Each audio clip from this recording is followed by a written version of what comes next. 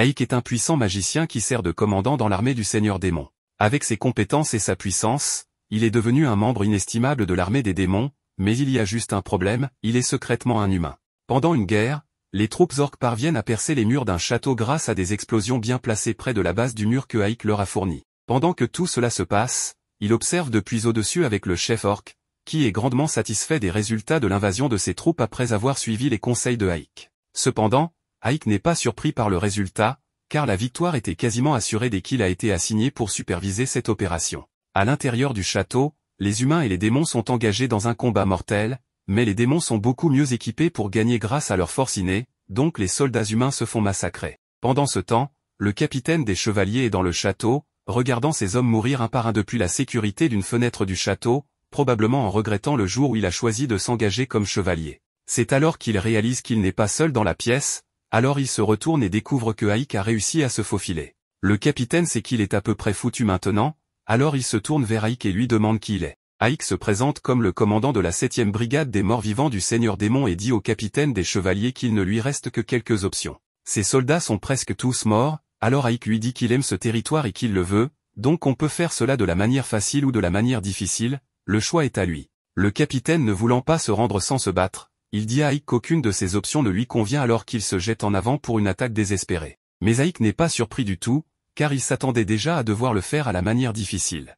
Il lance rapidement un sort à bout portant qui frappe le capitaine des chevaliers et le neutralise. Aik a officiellement gagné cette guerre, mais quand le chef orc entre dans la pièce pour le féliciter de sa victoire, alors que la chose normale à faire pour un commandant démon à ce moment-là serait de tuer tous les membres survivants de l'armée, Aik a d'autres plans. Il ordonne au chef orc de fournir les premiers soins au capitaine des chevaliers ainsi qu'à tout humain qui se rend. Aik est observé par une sorcière à travers sa boule de cristal, et elle est surprise qu'il ait réussi à prendre le château d'Arsenam avec juste une seule brigade et une semaine de préparation, donc elle est intéressée par le potentiel de Aik. De retour au château, Aik crée une barrière autour de lui-même pour éviter d'être observé davantage et, une fois qu'il a enfin un peu d'intimité, il pense à lui-même qu'il se sent coupable d'avoir blessé tant de gens, même si c'était nécessaire pour gagner la bataille. Il ne s'habituera jamais vraiment au carnage associé à la guerre, car même si cela devrait être une seconde nature pour un démon, Aik n'est qu'un humain déguisé. Son professeur Romberg était un grand mage, mais il connaissait aussi beaucoup de choses sur le monde et la civilisation avancée qui existait autrefois. Un jour, Romberg a trouvé Aik bébé et a décidé de l'adopter pour le plaisir, et au fil des ans que Aik a passé avec Romberg, il a appris toute la magie et les connaissances que Romberg avait à sa disposition. Mais le dernier souhait de Romberg avant de mourir de vieillesse était que Aik ne devrait jamais parler de la civilisation ancienne, car cela provoquerait un désastre si les gens en savaient quelque chose. Il y avait aussi une autre chose que Romberg avait demandé à Aik, ne jamais se laisser voir sans sa robe ou son masque, car s'il était découvert comme étant humain, le Seigneur Démon ne l'épargnerait pas. Depuis ce jour-là, Aik n'a jamais enlevé son masque et même maintenant, il ne peut l'enlever que grâce à la puissante barrière qu'il a érigée autour de la pièce.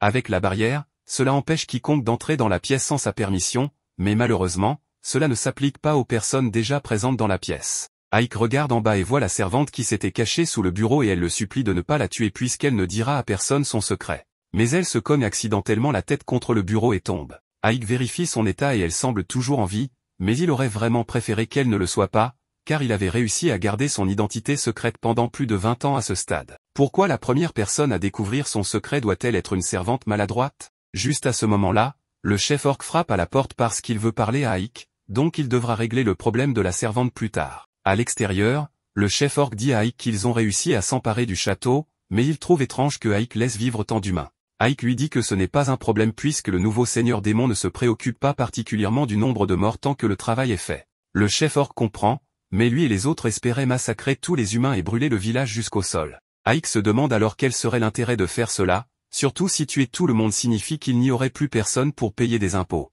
Arsenam est une ville commerçante, alors qui ferait tout le commerce s'il tuait tous les humains? À ce moment-là, Aik et l'orc rencontrent quelques humains qui souhaitent parler à Aik. L'orc commence à les crier dessus pour avoir osé parler directement au grand Aik, mais Aik dit que c'est bon et demande au chef du village de parler. Le chef a accepté que la ville soit désormais sous le contrôle de l'armée des démons, alors il veut savoir combien ils s'attendent à payer en impôts au seigneur démon.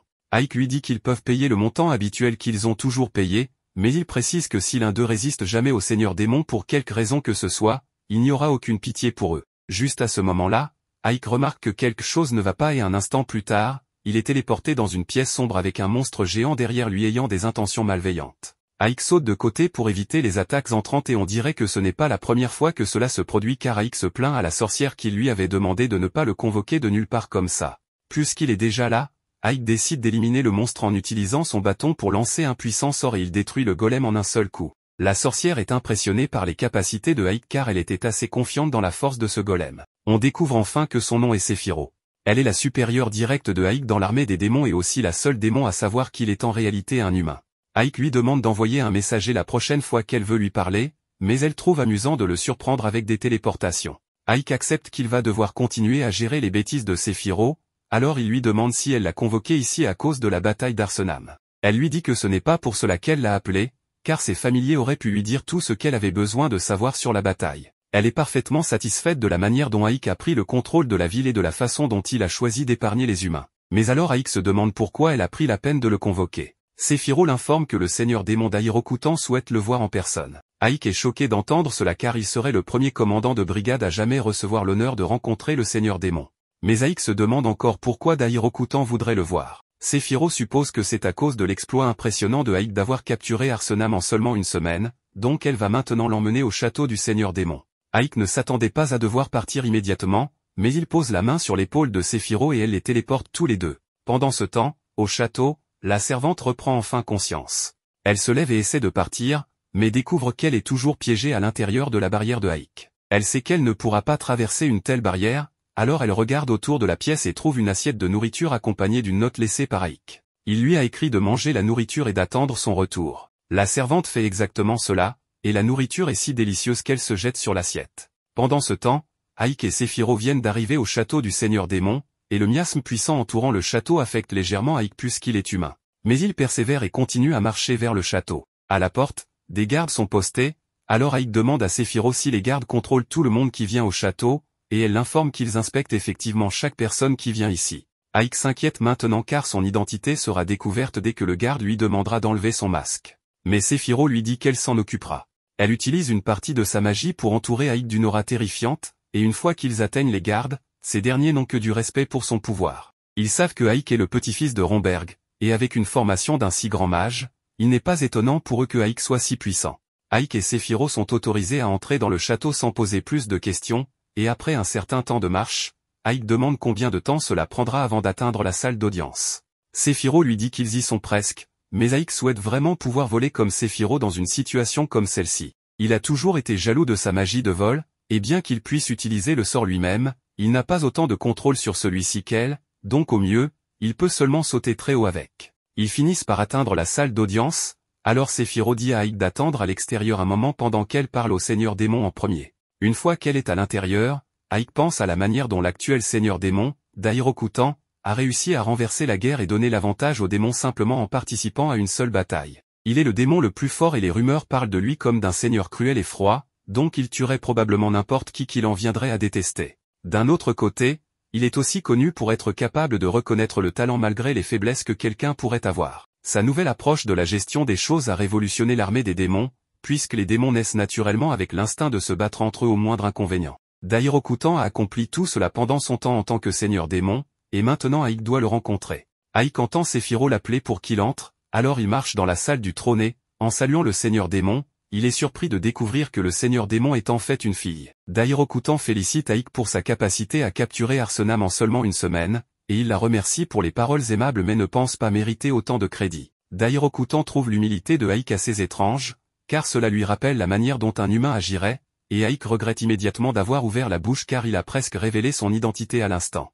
Heureusement, Sephiroth le couvre et explique que Aik a été élevé par le grand magicien Romberg, qui était connu pour être assez humble, donc cela expliquerait d'où Aik a appris l'humilité. Elle pense également que Aik pourrait être plus intelligent qu'elle ne le pensait initialement, et a donc choisi d'éviter de tuer inutilement les humains même après avoir conquis Arsenam. Mais en ce moment, Aik regrette un peu de ne pas avoir tué ces humains comme un démon normal l'aurait fait, car cela attire maintenant une attention indésirable sur lui. Il demande la permission de parler et explique à d'Ahirokutan qu'il a épargné les humains car, bien qu'ils puissent craindre la terreur, ils n'obéiront pas longtemps à cela. Il a donc pensé qu'il serait préférable d'éviter de les tuer autant que possible pour qu'ils puissent garder leur sens de la normalité et rester productifs. D'Ahirokutan demande si c'était aussi l'opinion de Romberg, et Aik dit oui. Il ne parle que depuis quelques minutes avec elle, mais il peut déjà dire que Dairokutan doit avoir des connaissances sur les anciennes civilisations dont Romberg a parlé à Aik, et elle a utilisé ces connaissances pour former l'armée des démons telle qu'elle est aujourd'hui. Dairokutan se téléporte de son trône et atterrit devant Aik en disant qu'il est définitivement différent de la plupart des démons, mais la prochaine fois qu'ils se rencontreront, elle aimerait voir à quoi ressemble son visage sous ce masque. Elle se téléporte ensuite derrière lui et dit qu'elle s'attend à voir plus de bons résultats de sa part à l'avenir. Dès qu'elle sort de la pièce, Aik s'effondre de nervosité. Sephiroth se moque de lui pour avoir été si nerveux devant Dairokutan, disant que bien qu'il soit peut-être un puissant magicien, il reste un lâche. Ce qui l'a tellement angoissé, c'est le fait que Dairokutan pouvait dire que le masque n'était pas son vrai visage, mais au moins elle ne sait pas encore qu'il est humain. Sephiroth mentionne également que Aik va recevoir une récompense de Dairokutan pour ses réalisations, bien qu'elle ne qualifierait pas cela exactement de récompense. Un peu plus tard, Aik se téléporte de nouveau à Arsam pour vérifier la servante, et il voit qu'elle a mangé toute la nourriture qu'il lui avait laissée. Il regarde autour et la trouve endormie derrière le bureau. Il la réveille, et dès qu'elle réalise que Aik est de retour, elle commence à supplier pour sa vie et demande à Aik de ne pas lui faire de mal. Aik lui dit de se calmer puisqu'il ne prévoit pas de la tuer, mais d'abord il veut savoir quel est son nom. Elle lui dit qu'on l'appelle 13, car les esclaves ici sont uniquement désignés par leur numéro, mais sa mère l'appelait Sati. Aik dit à Sati qu'il ne peut pas simplement la laisser partir maintenant qu'elle sait qu'il est humain, mais elle promet qu'elle ne révélera jamais son identité réelle à quiconque. Aik croit qu'elle gardera le secret, mais pour s'assurer qu'elle ne le laisse pas échapper, il lui dit qu'elle doit désormais le servir en tant que servante. Sati est plus qu'heureuse d'être sa servante si cela signifie qu'elle peut vivre, donc c'est un accord conclu. Le lendemain, Aik est officiellement couronné dirigeant d'un endroit appelé Ivarius, et la veille, Sephiroth lui avait informé que c'était la récompense que Dairokutan avait préparée pour lui. C'est une ville en première ligne, donc le travail de Aik sera de reconstruire la ville et de doubler ses revenus fiscaux. Aik n'aime pas cela, surtout que Sephiroth était celle qui avait conquis la ville et avait complètement détruit tous les murs, la laissant sans protection. Étant en première ligne, ils doivent avoir des murs de ville prêts au cas où l'armée humaine attaquerait. Mais quand Aik demande à Giron combien de temps il faudra pour reconstruire, il dit que cela prendra au mieux 6 mois. 6 mois, c'est beaucoup trop de temps pour qu'une ville reste sans murs, mais avec uniquement des ouvriers humains, ils ne pourront pas le faire plus rapidement. Cependant, Aik pense qu'il a un moyen de le faire en seulement 1 mois, et cela consiste à utiliser à la fois des ouvriers démons et humains. Giron n'a jamais vu des humains et des démons travailler ensemble de cette manière, et Aik a même eu l'idée d'avoir des équipes de travail de seulement 8 heures pour que les réparations des murs puissent continuer 24 heures sur 24, et il paie également les ouvriers un salaire décent pour maintenir leur morale. Giron est convaincu que Aik est le plus grand atout de l'armée des démons et qu'il finira par devenir le prochain seigneur démon. La guerre entre les humains et les démons continue, en ce moment, les démons ont le dessus. Dairokutan est plutôt satisfait, cependant leur rapport montre que les humains sont en train de conclure une alliance avec le royaume voisin et si cela se produit, cela pourrait renverser le cours de la guerre. Dairokutan décide donc de confier le succès de leur attaque à Aik. Pendant ce temps, dans le royaume humain, le chevalier connu sous le nom de Alistair de la Rose Blanche a été convoqué pour aider le royaume à reprendre Ivarius, car ils ne peuvent pas se permettre de perdre un autre bastion.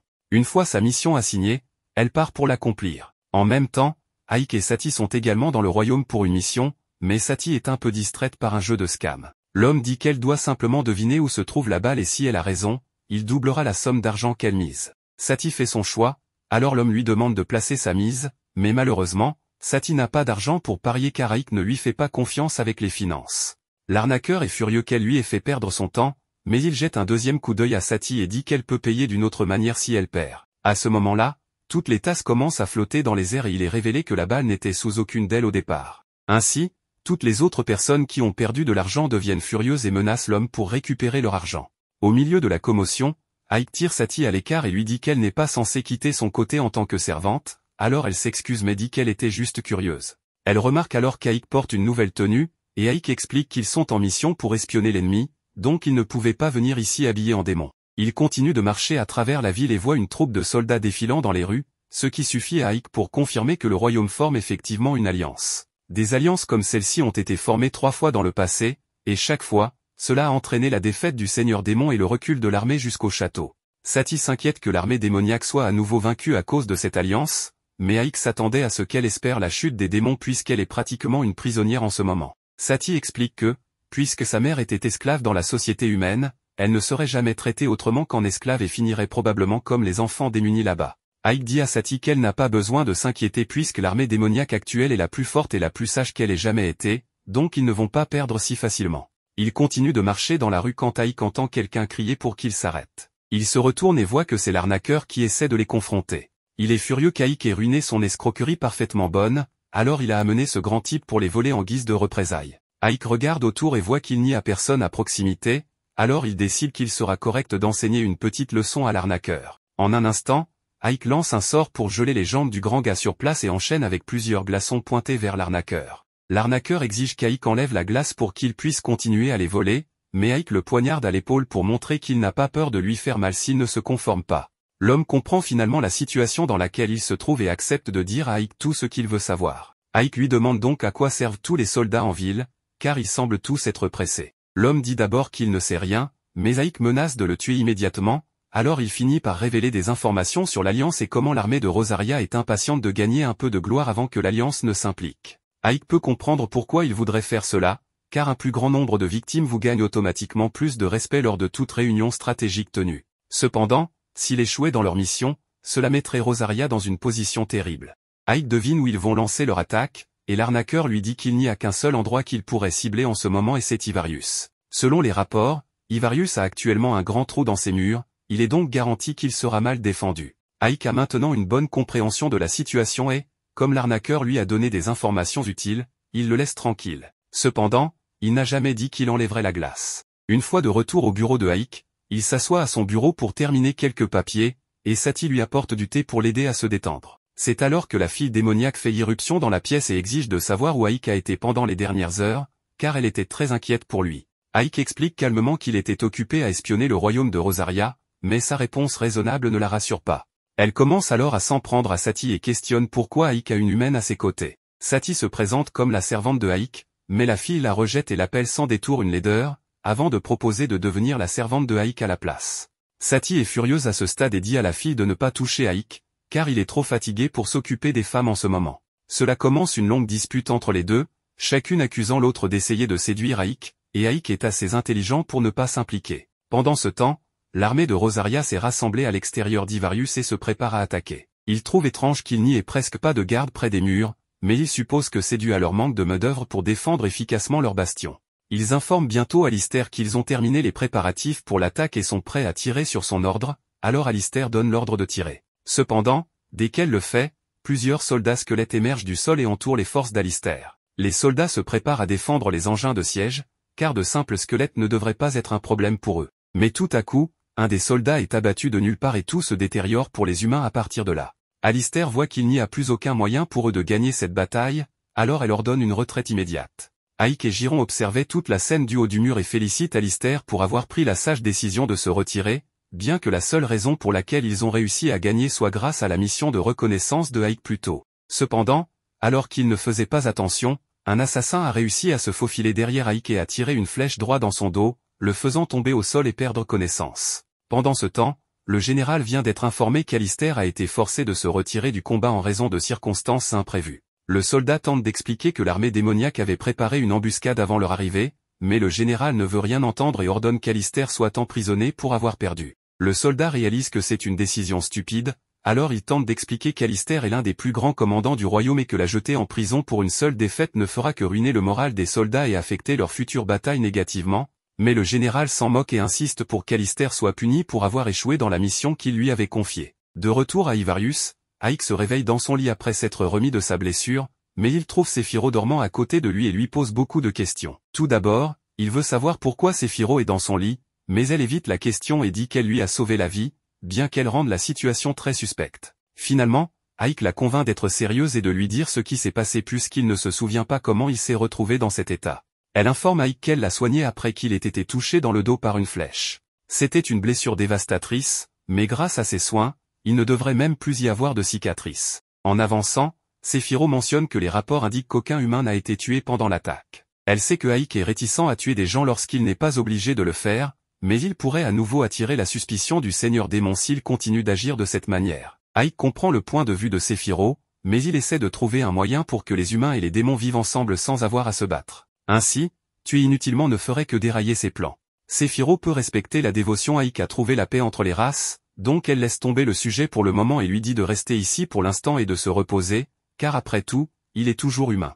Une fois Séphiro parti, Aïk examine la flèche qui a été utilisée pour le tirer. D'après ce qu'il a appris, il a été tiré par derrière, ce qui signifie soit que quelqu'un a dû infiltrer le château pour l'atteindre, soit qu'il y a eu une trahison de la part de quelqu'un de proche de lui. Juste à ce moment-là, Ike entend un coup à la porte, alors il remet son masque de squelette juste au moment où Satie et Lilith entrent pour voir comment il va. Elles étaient toutes les deux inquiètes pour Ike et elles continuent de se disputer pour savoir laquelle d'entre elles pourra séduire Ike. Lilith dit à Satie de rester à distance de Ike tandis qu'elle se blottit contre son bras. Cependant, Satie veut aussi se rapprocher de Ike, alors elle et Lilith se disputent de nouveau. Heureusement, Giron vient à la rescousse et attrape rapidement Lilith avant de la jeter hors de la pièce et de verrouiller la porte. Lilith commence à frapper à la porte en demandant qu'on la laisse entrer, mais Giron sait qu'elle agace sérieusement Ike, alors il la garde dehors. Ike le remercie pour son aide et lui demande une faveur, il veut savoir où se trouve Alistair. Giron promet de se renseigner et après quelques heures de recherche, Ike apprend qu'Alistair a été emprisonné pour son échec à reprendre Ivarius.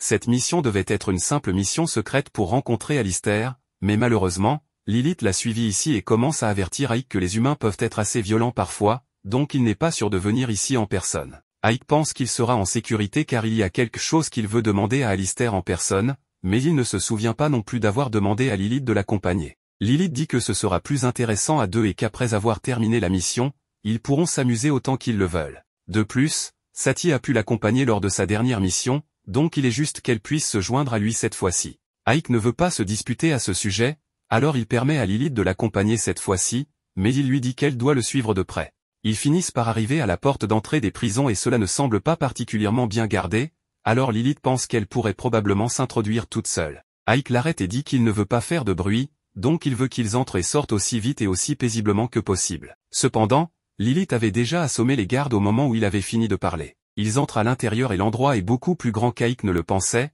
donc cela pourrait prendre un certain temps pour trouver la cellule d'Alistair. Cependant, Lilith a une meilleure idée et tabasse simplement le directeur de la prison pour lui faire donner ses clés et lui dire où Alistair est détenu. Alistair est apparemment au dernier étage, mais alors qu'Ike et Lilith s'apprêtent à monter, les autres gardes arrivent en raison de tous les cris qu'ils ont entendus du directeur plus tôt. Lilith dit à Ike de continuer sans elle pendant qu'elle s'occupe des gardes, mais avant qu'Ike ne parte, il lui rappelle qu'il ne veut pas de sang inutile. Lilith promet de ne tuer personne, mais alors qu'Ike s'éloigne, il entend les gardes crier de douleur avec plusieurs os brisés. Il l'ignore pour l'instant et monte les escaliers jusqu'à ce qu'il arrive à ce qui devrait être la cellule d'Alistair, mais il est choqué de la trouver complètement vide. À ce moment-là, une fille se faufile par derrière et tente de poignarder Ike dans le dos, mais il parvient à l'éviter et à la plaquer au sol. Il se rend vite compte que la fille est en fait Alistair, alors il se relève et dit qu'il veut poser une question.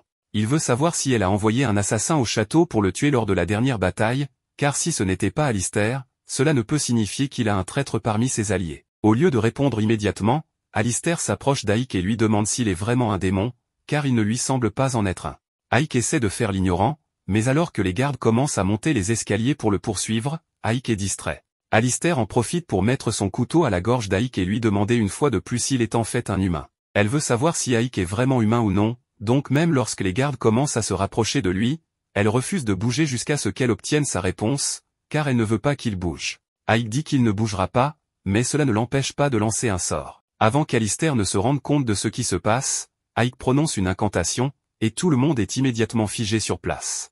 Ike s'approche des gardes et les repousse avec un sort de vent. Cependant, au moment suivant, un autre garde s'approche discrètement derrière Ike et tente de l'attaquer avec sa masse. Ike réussit à esquiver et, une fois en sécurité, il utilise la magie pour clouer le garde à la grille du pont, le faisant finalement chuter vers sa perte. Cependant, Maori tombe au sol, et Ike lance un autre sort pour amortir sa chute. Alistair ne comprend pas pourquoi Ike irait jusqu'à sauver un humain, mais les dommages causés au pont sont plus importants qu'Ike ne l'avait prévu, et Alistair ne peut toujours pas bouger. La grille sous elle finit par céder, et elle tombe à son tour vers sa perte. Mais tout comme le dernier, Ike sauve Alistair avant qu'elle ne touche le sol. Alistair est encore plus confus qu'avant, car il n'est pas logique pour un démon de lui sauver la vie. Ike l'ignore et se présente correctement cette fois. Il dit qu'il est le commandant de la 7e armée du Seigneur Démon, et Alistair réalise qu'il doit être le général qui a défendu Ivarius contre ses troupes. Ike utilise le fait qu'il est un commandant démoniaque comme preuve qu'il ne pourrait pas être un humain, car l'armée des démons ne serait jamais assez stupide pour laisser un humain devenir un officier de haut rang dans leur armée.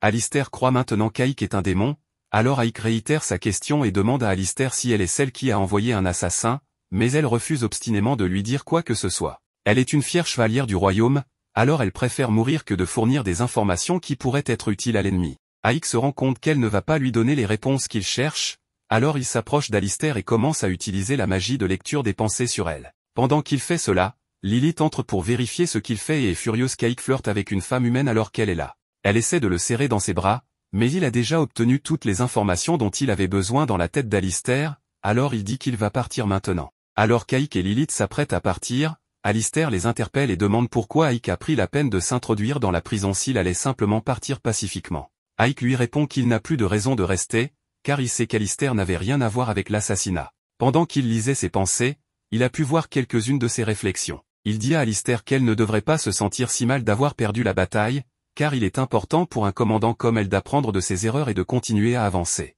Après cela, il dit à Lilith de se préparer pour qu'ils puissent partir, mais avant cela, elle suggère qu'ils aillent quelque part en privé pour s'amuser un peu.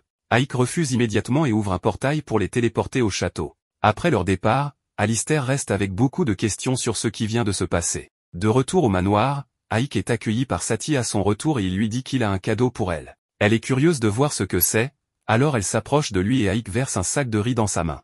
Satie n'a jamais vu de riz auparavant, alors elle ne sait pas ce que c'est, ce qui pousse Ike à lui dire qu'il l'a trouvé dans la capitale de l'Aza et que cela aidera à augmenter la productivité d'Ivarius. Il a été chargé de trouver un moyen de doubler les revenus fiscaux de la ville. Bien qu'Ivarius produise déjà beaucoup de blé, s'il passait à la culture du riz, il pourrait augmenter la productivité de toute la ville. Satie ne sait pas ce que signifie la productivité, alors Ike prend sur lui de lui expliquer qu'il veut dire qu'ils peuvent cultiver une plus grande quantité de riz que de blé. Cela signifie également qu'ils n'auront pas besoin d'autant de fermiers pour aider à la culture, et ces personnes seront libres de faire autre chose de leur temps. Globalement, la productivité d'Ivarius augmentera lentement et deviendra riche. Ike demande si Satie a compris tout ce qu'il vient de dire, mais son cerveau essaie toujours de comprendre la signification de la productivité. Donc, la leçon d'économie d'Ike a été totalement gaspillée. Il simplifie et dit que cela signifie que les gens auront beaucoup de nourriture et qu'il pourra gagner beaucoup d'argent grâce aux impôts. Satie comprend enfin ce que veut dire Ike, alors pour lancer les choses, il veut que Satie essaie de cuisiner quelque chose avec le riz. Elle n'a jamais essayé de cuisiner du riz auparavant, alors elle demande à Ike ce qu'elle est censée en faire. Cependant, il n'en a aucune idée non plus, car il n'a jamais vu de riz auparavant. Satie est surprise qu'il y ait des choses qu'Ike ne sait pas, mais elle ne sait toujours pas quoi faire avec le riz. Tout ce qu'Ike sait à propos du riz, c'est qu'il faut passer de bas en haut lors de la cuisson, alors il confie à Satie le soin de découvrir le reste pendant qu'il s'occupe de quelques affaires importantes en ville. Quelques minutes plus tard, Ike appelle Giron pour rassembler tous les soldats de son armée dans la cour. Une fois cela fait, il commence à réfléchir à ce qu'il sait jusqu'à présent. La flèche utilisée lors de la tentative d'assassinat appartenait à l'armée d'Alistair, mais en lisant ses pensées, il a vu qu'elle ne savait rien de cette tentative d'assassinat, ce qui ne peut signifier qu'une seule chose, quelqu'un l'a attaqué et a essayé de faire croire que c'était Alistair. Et bien qu'il n'aime pas devoir suspecter ses soldats, il doit aussi affronter le fait qu'il y a probablement un espion parmi eux. Il utilise sa magie de lecture des pensées pour scanner l'esprit de tous ceux qui sont rassemblés, et finalement, après avoir parcouru l'esprit de tout le monde, il trouve un gobelin qui panique en espérant ne pas être attrapé. Dès que les soupçons d'Ike sont confirmés, il se téléporte juste devant le gobelin et l'accuse d'être un espion. Un peu plus tard, Ike se rend au château de Séphiro pour demander des conseils, mais il se trouve qu'il se téléporte alors que Séphiro prend un bain. Cela ne semble pas déranger Séphiro d'être nu devant Ike, mais Ike est gêné, alors il dit qu'il attendra dehors. Avant qu'il ne sorte, Séphiro lui demande s'il a un traître dans son armée. Cela attire l'attention d'Ike, car il n'a encore parlé à personne du gobelin espion. Il demande comment elle le sait. Séphiro dit qu'elle a simplement deviné, alors Ike lui dit que le traître derrière tout cela était Jay, le gobelin borgne. Séphiro n'est pas surprise d'entendre cela, car elle soupçonnait Jay depuis un moment. Ike lui demande alors ce qu'il doit faire maintenant. Elle sort de son bain et dit qu'ils vont faire payer Jay pour sa trahison. Pendant ce temps, à Ivarius, Jay est informé par ses subordonnés qu'Ike s'est rendu récemment chez Séphiro et il ne comprend pas comment Ike a pu se remettre si rapidement après avoir été touché dans le dos. Mais il y a encore plus de mauvaises nouvelles pour lui, car un autre subordonné lui dit qu'ils ont perdu contact avec leur espion dans l'armée d'Ike. Jay sait que c'est une mauvaise nouvelle, car cela signifie probablement qu'Ike a découvert son petit plan. Il décide alors de rassembler ses forces et d'attaquer Ike avant d'être pris. Cependant, à son horreur, il est bientôt informé qu'Ike est dans la rue à sa recherche. Jay sort pour rencontrer Ike et fait semblant d'être sympathique, disant qu'Ike aurait dû le prévenir s'il voulait passer si soudainement. Ike dit qu'il se trouvait simplement dans le coin, alors il a voulu rendre visite à Jay seul. Cependant, Jay est arrivé avec toute son escouade, alors Ike lui demande s'il prévoit de déclencher une guerre ou quelque chose du genre. Jay lui dit que c'est son territoire, donc Ike n'a rien à faire ici. Il mentionne aussi qu'Ike a été blessé il y a peu, alors il doit vraiment perdre son tranchant en tant que commandant s'il s'est laissé atteindre par une flèche aussi facilement. Ike est d'accord avec lui et dit qu'il était en effet négligent à ce moment-là, mais qu'il ne s'attendait pas à être trahi par quelqu'un de son équipe, donc il ne pouvait pas le prévoir. Comme Ike sait que Jay est le traître, Jay arrête de faire semblant d'être gentil et dit à Ike qu'il a été imprudent de venir ici seul, car toute l'armée de Jay va le déchiqueter maintenant. Ike est heureux d'apprendre que Jay a amené toute son armée pour l'attaquer, car cela signifie qu'il peut tous les faire exploser d'un coup. Jay regarde le ciel et voit plusieurs météores géants tomber sur eux. C'est l'œuvre de Sephiroth et de son sort dévastateur qu'elle adore utiliser, tellement qu'elle a oublié de prévenir Ike de sortir du rayon de l'explosion. Bien qu'elle soit certaine qu'il ira bien, Ike est tout sauf bien, car il est obligé de se cacher derrière un bâtiment pour éviter d'être explosé. Il avait demandé à Sephiroth de limiter la puissance de son attaque pour qu'il puisse reconstruire cette section de la ville ensuite, mais elle a évidemment ignoré sa demande, car cela représente beaucoup trop de puissance. Après la première volée d'explosion, Sephiroth commence la deuxième phase de leur plan et ordonne à ses soldats squelettes de tuer tous les gobelins qui ont survécu. Tandis que Jay regarde ses hommes mourir, Ike se téléporte derrière lui et lui offre un choix, il peut soit se rendre maintenant, soit se rendre une fois que tout le monde sera mort. Après avoir vu ce dont Ike est capable, Jay ordonne encore stupidement à ses hommes de tuer Ike. Ike utilise un sort de vent pour repousser les deux qui l'attaquent de front, mais pendant qu'il fait cela, un autre gobelin tente de le poignarder dans le dos. Ike avait prévu cela et utilise un bouclier pour se protéger, puis élimine le reste des gobelins avec sa magie. Pendant ce temps, Jay tente de s'enfuir, car il ne s'est jamais vraiment soucié de ses soldats. Cependant, avant qu'il ne puisse s'échapper proprement, il est coupé par l'un des monstres de Sephiroth.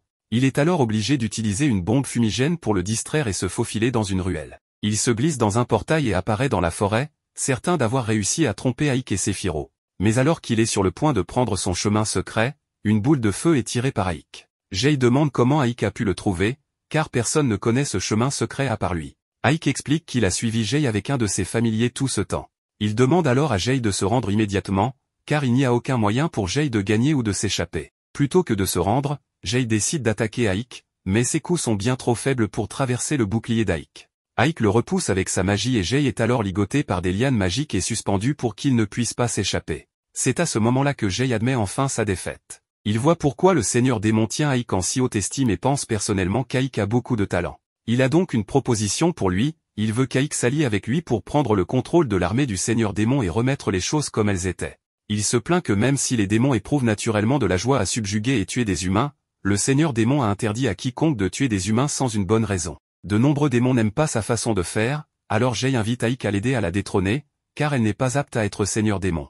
Ike refuse évidemment, alors Jay libère une de ses mains et lance un couteau sur Ike. Ike l'esquive facilement, mais se sent insulté que Jay ait vraiment pensé que cela fonctionnerait sur lui. Ike commence à interroger Jay sur qui d'autre complote pour renverser le Seigneur Démon, mais Jay refuse de révéler quoi que ce soit. Sephiroth arrive bientôt et elle est prête à torturer Jay autant que nécessaire pour obtenir l'information, mais Ike lui demande de le laisser essayer d'obtenir l'information pacifiquement, car il ne veut pas blesser quelqu'un excessivement. Sephiroth se plaint que les méthodes d'Ike prennent trop de temps, alors elle va devoir prendre des mesures drastiques. À ce moment-là, Jay commence à devenir violet et à crier de douleur, ce qui est surprenant, car Sephiroth n'a encore rien fait. Cela signifie donc que Jay a été empoisonné par les autres démons de son groupe pour l'empêcher de révéler leurs secrets.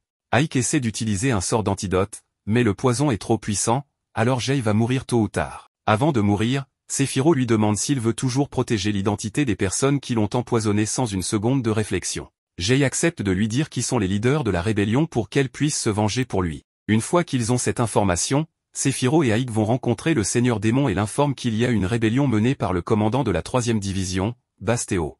Comme ils accusent Bastéo de trahison, le Seigneur Démon veut entendre ce que Bastéo a à dire pour lui-même. Bastéo prétend que Sephiroth et Ike essaient simplement de le piéger, raison pour laquelle ils ont tué Jess pour le faire taire. Il affirme également que Sephiroth complote pour lui voler le contrôle de sa légion. Cependant, toutes ces accusations sans fondement ne font qu'énerver Sephiroth. Dérokutan demande à Sephiroth de se calmer, car elle va gérer la situation.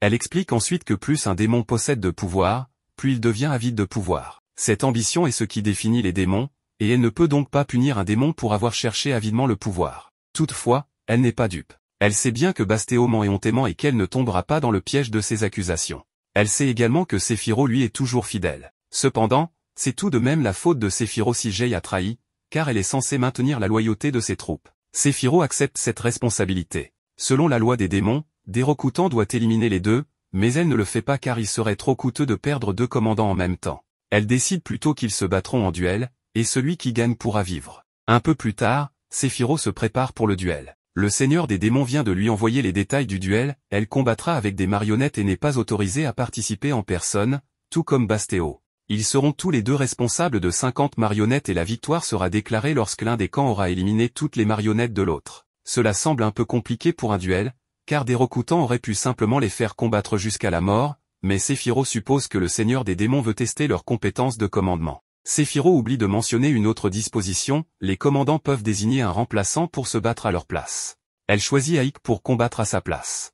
Aik lui demande si elle est sûre de ne pas vouloir gérer ce duel elle-même, mais elle pense qu'ils ont plus de chances de gagner ainsi, car le duel est un concours de compétences de commandement et elle croit que les compétences de commandant d'Aik sont bien supérieures aux siennes, même si elle est beaucoup plus forte que lui. Pour l'instant, elle lui confie sa vie. Aik n'aime pas être forcé de se battre pour la survie de Sephiroth, mais il n'a pas le choix et doit faire de son mieux.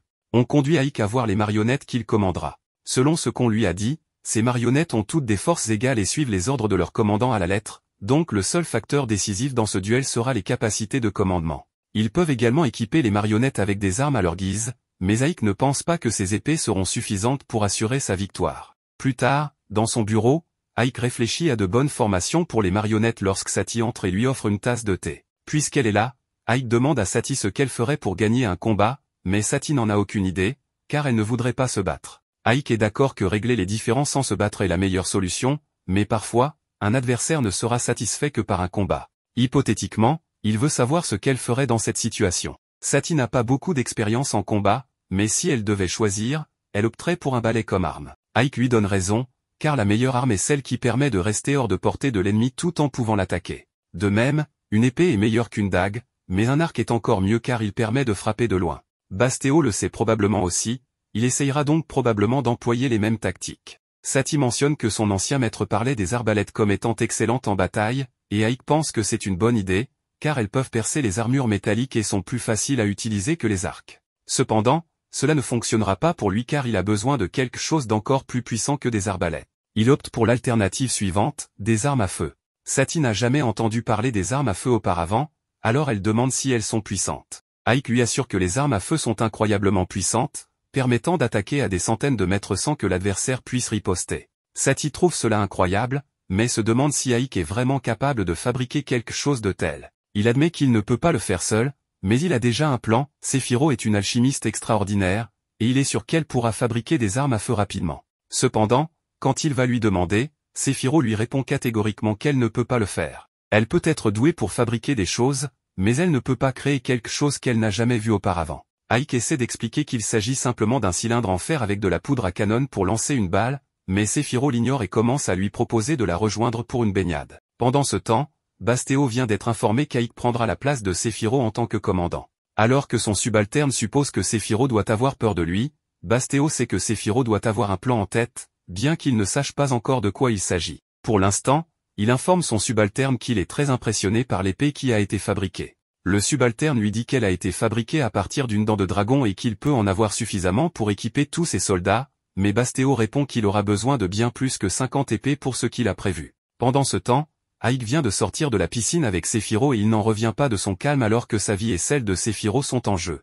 À ce moment-là, quelqu'un lui envoie son manteau flottant, et il remercie la personne. Cependant, un moment plus tard, il est choqué de découvrir que la personne est des Rokutan. C'est très mauvais pour Aik puisqu'il ne porte pas son masque, mais il pense pouvoir s'en sortir en bluffant, car des Rokutan pourraient ne pas le reconnaître. Elle laisse tomber un sac sur le sol et demande à Aik de l'ouvrir. Lorsqu'Aik l'ouvre, il est stupéfait de voir une série d'armes à feu. Elle savait qu'Aik cherchait à en obtenir, alors elle s'est donné la peine d'en obtenir pour lui. Aik essaie de nier, car il ne veut pas qu'elle sache qui il est vraiment, mais des Rokutan lui dit qu'il est inutile de mentir puisqu'elle savait déjà qu'il était humain. Romberg lui avait tout raconté sur Aik, alors elle savait dès le début qu'Aik était humain. Si elle le savait depuis le début, Aik lui demande pourquoi elle ne l'a pas éliminé immédiatement. Elle répond qu'elle l'a laissé vivre pour réaliser son souhait, car peu importe la puissance qu'elle possède, elle ne pourra pas atteindre son objectif sans avoir des gens à ses côtés pour se battre pour elle. Aik lui demande quel est son souhait, et la Seigneur des démons explique qu'elle veut construire un monde pacifié. Pour ce faire, elle a besoin du plus grand nombre de personnes compétentes possible. Elle veut donc qu'Aik l'aide à atteindre son objectif. Aik dit qu'il est heureux de la servir, ce qui satisfait des Rokutan, qui se téléportent ensuite. Aik apporte alors les armes à feu à Sephiroth pour qu'elle puisse les voir et elle comprend enfin ce que sont les armes à feu. Elle lui demande comment fabriquer des balles. Aik explique que c'est une boule de métal, alors Sephiroth en conjure une. Cependant, elle est beaucoup trop grande pour être utilisée comme balle. Aik lui dit qu'elle doit être suffisamment petite pour tenir dans le canon de l'arme, Alors Sephiroth comprend ce qu'elle doit faire, bien qu'elle n'aime pas ça car fabriquer de petites choses lui donne de l'acné. Juste à ce moment-là, une énorme explosion se produit, mais Sephiroth n'a ressenti aucune magie. Ike explique que c'était probablement causé par la poudre à canon en développement. Fiorentina arrive et informe Ike qu'elle a fabriqué la poudre qu'il avait demandé. Ike demande alors à Sephiroth si elle a terminé les balles, et cette fois, elles sont parfaites. Il veut qu'elle en fabrique environ 5 cents de plus. Sephiroth accepte, mais elle délègue tout le travail à Fiorentina car elle ne veut pas le faire elle-même. Ike s'excuse auprès de Fiorentina car il va avoir besoin d'elle pour fabriquer la poudre à canon et les balles, puisque Sephiroth ne veut pas aider. Fiorentina dit qu'elle y est déjà habituée car Sephiroth ne veut jamais faire son travail. Le jour du duel, le stade est rempli de démons impatients de voir de l'action. Basteo commence à se moquer d'Ike pour n'avoir équipé ses marionnettes que de boucliers, alors que les siennes sont entièrement couvertes d'armure. Il demande à Ike ce que fait Sephiroth en ce moment et si elle complote quelque chose, mais peu importe pour lui puisqu'il est sûr de gagner. Ses marionnettes sont recouvertes d'acier de Damasca, ce qui signifie qu'aucune attaque à l'épée ou à la flèche ne pourra les pénétrer. C'était un cadeau de Dérokutan, donc il croit qu'elle doit prendre parti dans ce duel. Ike ne sait pas ce que Dérokutan pensait en donnant à chacun d'eux un équipement comme celui-ci. Peut-être voulait-elle un combat équitable ou peut-être est-ce une sorte de test, mais quelles que soient ses intentions, il pourra toujours lui demander après avoir gagné. Le match commence officiellement et les règles sont rappelées une fois de plus, chaque commandant dispose de 50 marionnettes, et celui qui parvient à détruire toutes les marionnettes ennemies en premier sera déclaré vainqueur, tandis que le perdant mourra. Le signal est donné pour commencer le duel et Basteo ordonne immédiatement à ses marionnettes archers de tirer sur celles d'Ike. Ike ordonne à ses marionnettes de bloquer avec leurs boucliers. Bien que certaines flèches soient bloquées, quelques-unes atteignent les marionnettes d'Ike. Basteo ordonne ensuite à ses autres marionnettes de commencer leur assaut. Elles courent en avant et commencent à ravager les troupes d'Ike, tandis que Basteo rit de voir Ike ne faire que défendre. Après un certain temps, un grand nombre des marionnettes d'Ike ont été tuées, mais Dérokutan sait que ce n'est pas encore fini. Au moment suivant, un fort bruit retentit dans l'arène alors que les marionnettes restantes d'Ike commencent à tirer avec leurs armes à feu. Maintenant qu'Ike a commencé sa contre-attaque, il ne faut pas longtemps avant que ces marionnettes commencent à abattre celles de Basteo avec facilité. Basteo n'a aucune idée de ce qui se passe ni pourquoi il perd. Rapidement, toutes les marionnettes de Basteo tombent au sol, mortes, et Basteo a officiellement perdu la bataille. Le seigneur des démons descend de son siège pour lui annoncer la mauvaise nouvelle. Elle lui propose deux choix, soit il se suicide, soit elle le fera pour lui, mais elle ne le fera pas sans douleur. Cependant, Basteo dit qu'il a prévu autre chose en cas de défaite. Au moment suivant, Basteo fait tirer une flèche par un archer dans le dos de Dérokutan. Contrairement à Ike, elle a pu la voir venir et l'attraper avant qu'elle ne la touche. Mais ce qu'elle n'avait pas vu, c'est qu'il y avait un explosif puissant attaché à la flèche, et elle explose. Basteo déclenche ensuite une série d'explosions dans les tribunes, tuant de nombreux spectateurs et permettant à ses soldats morts-vivants d'entrer dans l'arène. Il déclare alors qu'il sera le nouveau seigneur des démons à partir de maintenant. Et en un instant, nous voyons un petit souvenir du passé où des loups dévoraient dans une grotte un couple de pauvres humains. Mais pour leur chance, le grand sage Romberg explorait la même grotte et, utilisant ses pouvoirs, il réussit à les écraser en littéralement une seconde, les laissant libres de voir les victimes, qui étaient un couple d'humains adultes qui avaient tout fait pour garder leur petit garçon en vie. Enfin, maintenant, de retour au présent, nous voyons comment les marionnettes de Basteo ont été détruites. Avant de mourir aux mains du roi démon, il lança sa révolution démoniaque, et bien que les ogres faisaient de leur mieux, à la fin de la journée, les squelettes étaient beaucoup plus nombreux, ce qui rendait la victoire impossible, chose que Basteo savait. Il tenta alors intelligemment de négocier avec son ennemi. Après tout, ce serait un gaspillage que quelqu'un comme Ike meure pour une querelle stupide qui, après tout, ne le concernait même pas. Voyant une fois de plus ses troupes perdre, le jeune Ike ne nia pas qu'il avait une bonne offre devant lui, mais il ne pouvait tout de même pas accepter. Après tout, Ike n'obéirait jamais à quelqu'un d'autre que le Seigneur des Ténèbres. Il sortit alors sa baguette magique pour commencer à se battre, ce qui n'a fait rire que son ennemi, tandis qu'il appelait toute sa légion de squelettes pour mettre fin à la vie du pauvre jeune homme qui, une fois voyant le danger, commença à démontrer qu'il se défendrait si nécessaire, ce qui effraya un instant l'ennemi.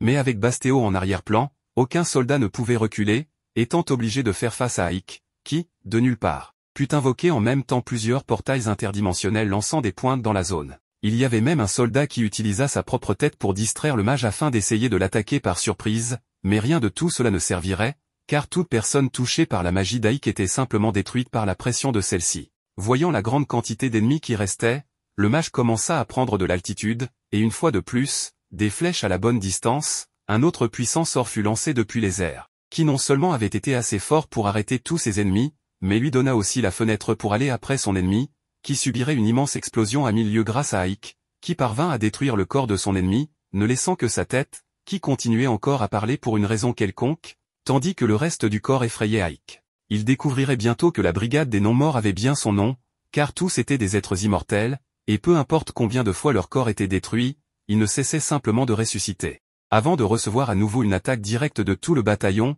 ils utilisaient directement leur tête pour l'arrêter, ce qui le laissa exposé à une attaque directe d'un gobelin ennemi. Mais avec un sort de glace, il le détruit en un instant, et pour le reste des ennemis, un autre sort d'espace-temps fut celui qui les vaincrait. Bien qu'il y ait eu du progrès, il restait encore de nombreux ennemis, et le pire était que cela resterait toujours ainsi, car bien qu'il soit facile à vaincre, Bastéo savait qu'il régénérerait toujours, une chose très différente de la magie d'Aïk, qui avait une limite, et si utilisée en excès, finirait par être consommé jusqu'à le laisser suffisamment exposé pour qu'on en finisse avec lui.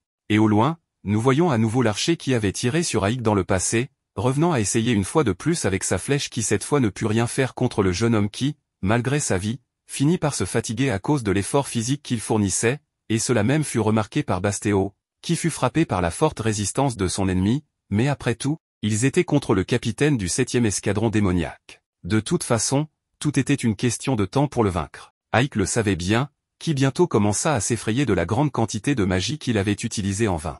Sachant que les morts-vivants ne mouraient pas car, au final, la magie ne pouvait pas affecter les cadavres. Mais avant d'être éliminé par 3 squelettes ennemis, nous voyons à nouveau la magie du jeune se manifester, cette fois sous la forme de lumière, avec une puissance suffisante pour faire disparaître les morts-vivants. Bien que tout cela fût confus pour Bastéo, qui ne pouvait que regarder à distance la destruction de tous ses subordonnés, un autre encore visait la tête d'Aïk. Mais avant de tirer, son bras fut mystérieusement coupé par Séphiro, qui était finalement arrivé pour soutenir Aïk. Et ce n'était pas tout, car d'autres subordonnés d'Aïk l'aident à nettoyer la zone des ennemis.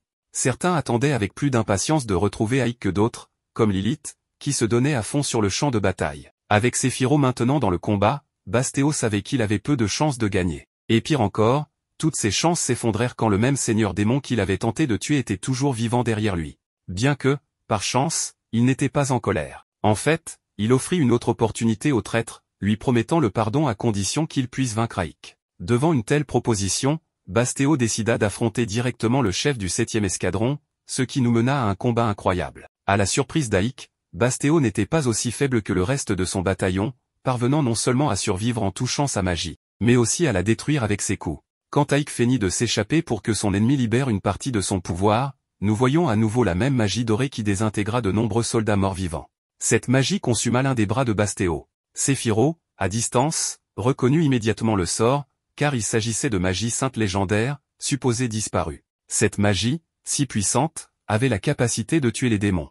Malgré sa dangerosité, cela ne changea pas l'expression du roi démon qui, à distance, se contentait d'observer le combat. Sans autre option, Bastéo décida d'attaquer directement son ennemi dans un ultime effort pour gagner. Mais avant de voir ce qui se passait, un autre souvenir du passé nous revient, un jour magnifique où le même bébé, que nous avions vu presque dévoré par les loups, avait grandi. Romberg, qui l'avait élevé, lui demanda ce qu'il souhaitait le plus au monde. Aïk répondit qu'il ne voulait rien. Sans plus de mots, les cours de magie commencèrent pour le jeune garçon qui, dès son jeune âge, réalisait des sorts magiques et étudiait sans relâche, tandis que les jours passaient sans qu'il ne s'en rende compte. Un jour, dans le jardin de sa maison, Aïk demanda s'il existait un sort pour redonner vie aux fleurs fanées, ce qui pour Romberg était impossible, mais pas pour le jeune Aïk, qui possédait de la magie sainte. Cela suscita immédiatement la curiosité d'apprendre chez le petit. Mais son tuteur lui rappela qu'il était désormais un démon et ne pouvait se consacrer qu'aux malédictions.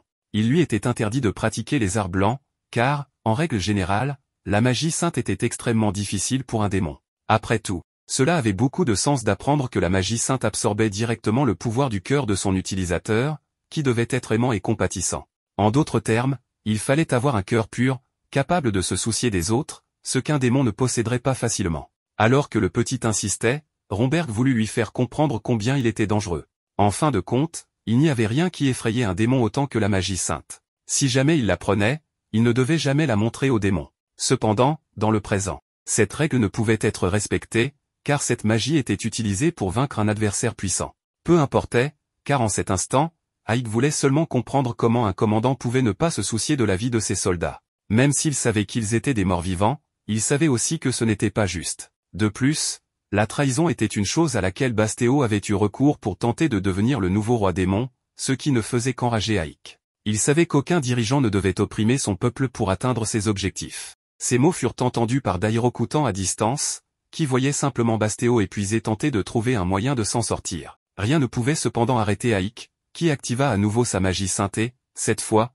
parvint à tuer Bastéo pour de bon, éliminant toute possibilité qu'il ne revive. Séphiro, intrigué, voulut savoir où Aïk avait appris à utiliser un tel pouvoir. Aïk répondit simplement que c'était Romberg qui lui avait enseigné. Mais ce n'était pas l'important pour le jeune homme à ce moment-là. Ce qui comptait, c'était que Séphiro était en vie et n'était pas tombé face à l'ennemi, ce qui apaisait un peu tout ce qui s'était passé. Enfin, presque, car Dérocoûtant remarqua que, après que Bastéo ait révélé sa vraie nature en trahissant tout le royaume et en tombant au combat, il avait abandonné son poste de chef du 3e bataillon. Puisqu'Aïk avait mis fin à sa vie, il aurait la responsabilité de prendre en charge ce bataillon comme punition.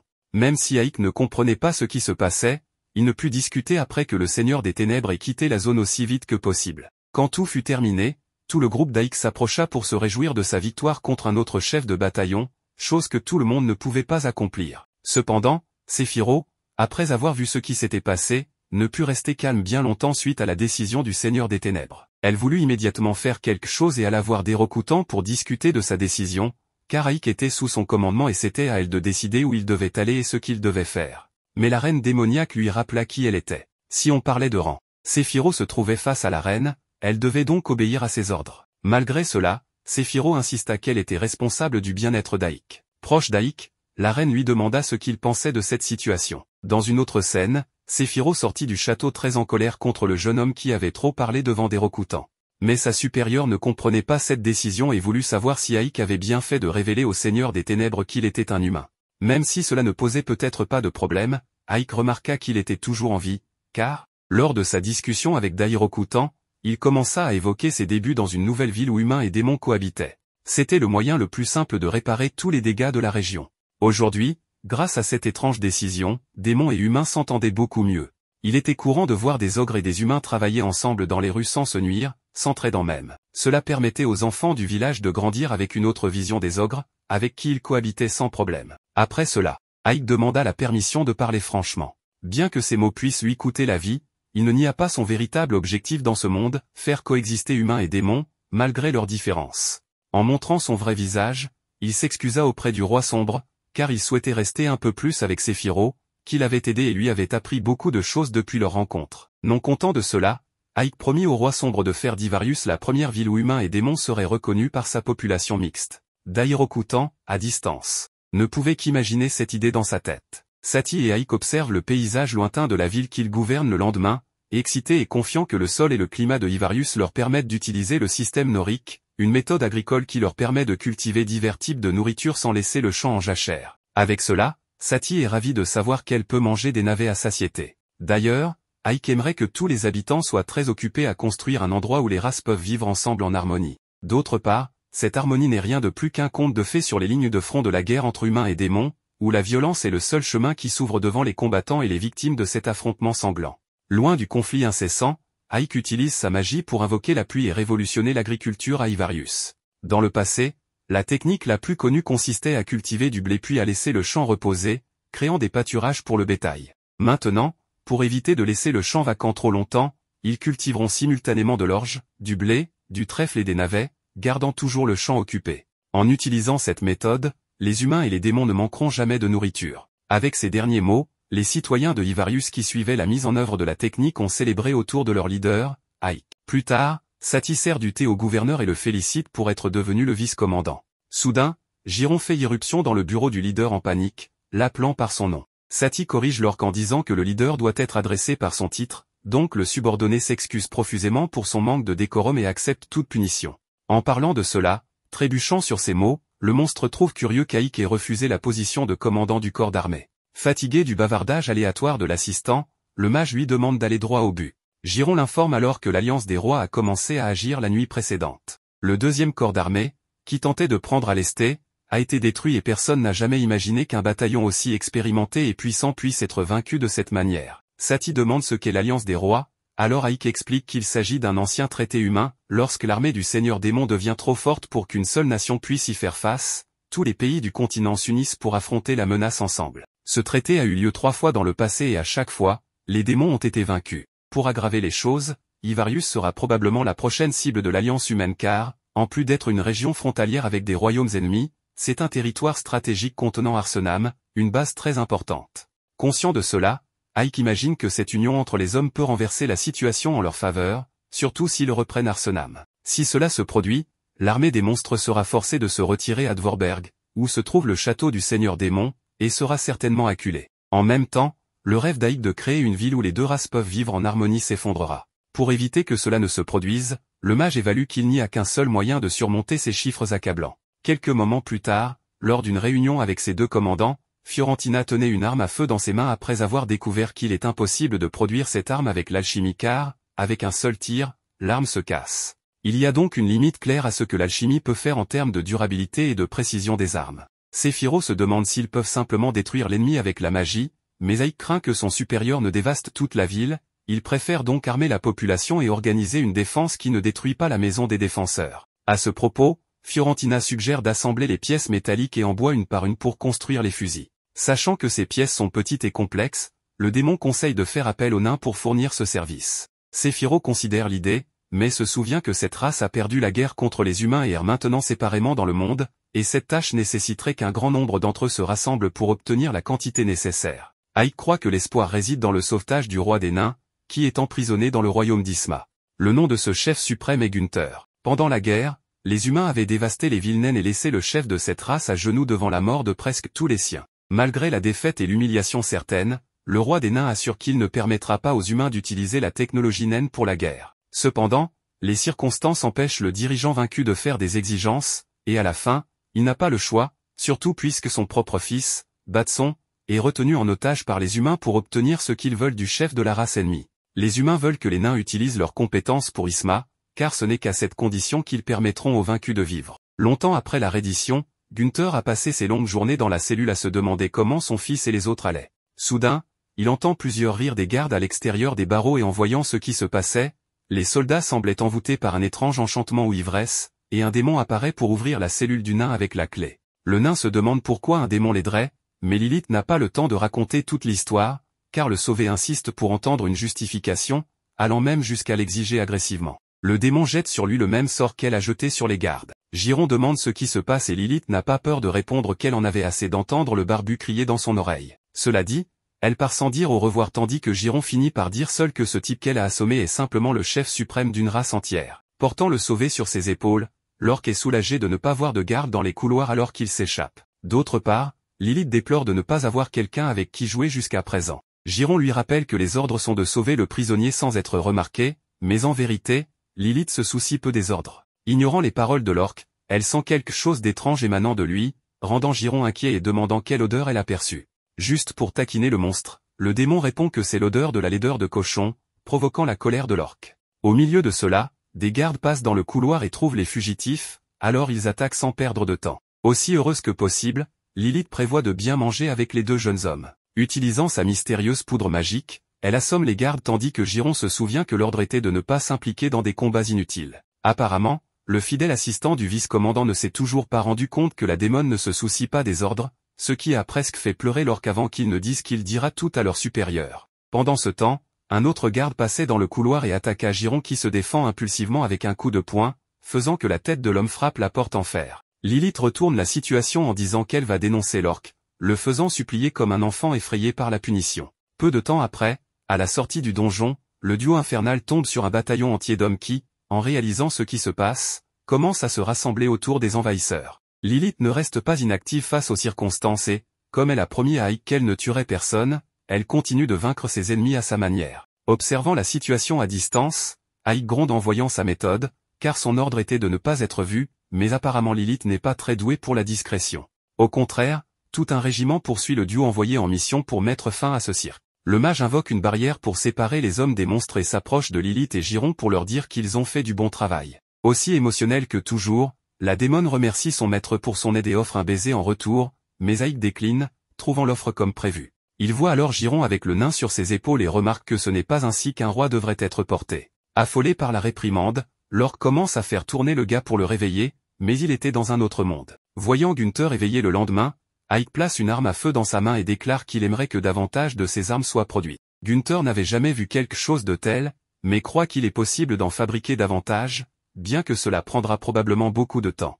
Le problème est qu'il refuse de coopérer avec les démons qu'il voit comme pas différents des humains, voulant seulement utiliser les nains pour leurs fins égoïstes. Pour cette raison, il préfère mourir plutôt que de devenir esclave. Cela dit, Ike comprend le raisonnement du roi nain mais promet de lui montrer qu'Ivarius est une ville différente de toutes les autres. Lorsqu'il est emmené dehors, Gunther voit des hommes et des démons travailler ensemble et n'en croit pas ses yeux. Ike explique que son plan est de créer une société où ces races, toujours vues comme ennemies, peuvent prospérer en harmonie, mais pour cela, il a besoin de l'aide du plus haut leader des nains. Cette philosophie de vie plaît sans aucun doute à Gunther, mais ses nombreuses années d'expérience le rendent hésitant à aider les hommes à nouveau. Après tout, les humains ont détruit tout ce qui était important pour les nains, forçant leur race à errer dans le monde sans endroit à appeler maison, car la patrie où les nains avaient pris racine était réduite en cendres. Pour convaincre Gunther, Ike promet de demander au seigneur démon de reconstruire le royaume nain une fois que les armes à feu seront prêtes. Cependant, le roi devient furieux, trouvant cette déclaration très arrogante, car un royaume nain ne peut être construit que par de nombreux nains et s'il y a une chose rare dans ce monde actuel, c'est son peuple qui a été chassé et tué jusqu'à ce qu'il ne reste que des nomades et des mendiants dispersés à travers le continent. Sans perdre son calme, Ike décide de montrer en pratique que ce ne seront pas que des paroles, emmenant Gunther à la forge. Le roi voit Batson, son fils, ainsi que plusieurs autres nains qu'il croyait morts. Tous disent que les démons les ont sauvés et leur ont donné de la nourriture et des lits pour les empêcher de mourir. Avec le roi présent, les nains sont motivés à travailler encore plus dur pour atteindre leurs objectifs dans cette guerre. Profitant de l'émotion de voir son peuple travailler ensemble à nouveau, Ike demande une fois de plus à Gunther s'il aimerait coopérer. Cette fois, le roi n'objecte clairement pas, car il n'a jamais été aussi proche de ses racines depuis longtemps. En saluant le dirigeant d'Isma, le nain ressent une chaleur étrange émanant de sa main, une chaleur qu'un démon ne devrait pas avoir. Plus tard, en voyant son maître revenir, Sati lui offre du thé mais il préfère que la servante se repose un peu.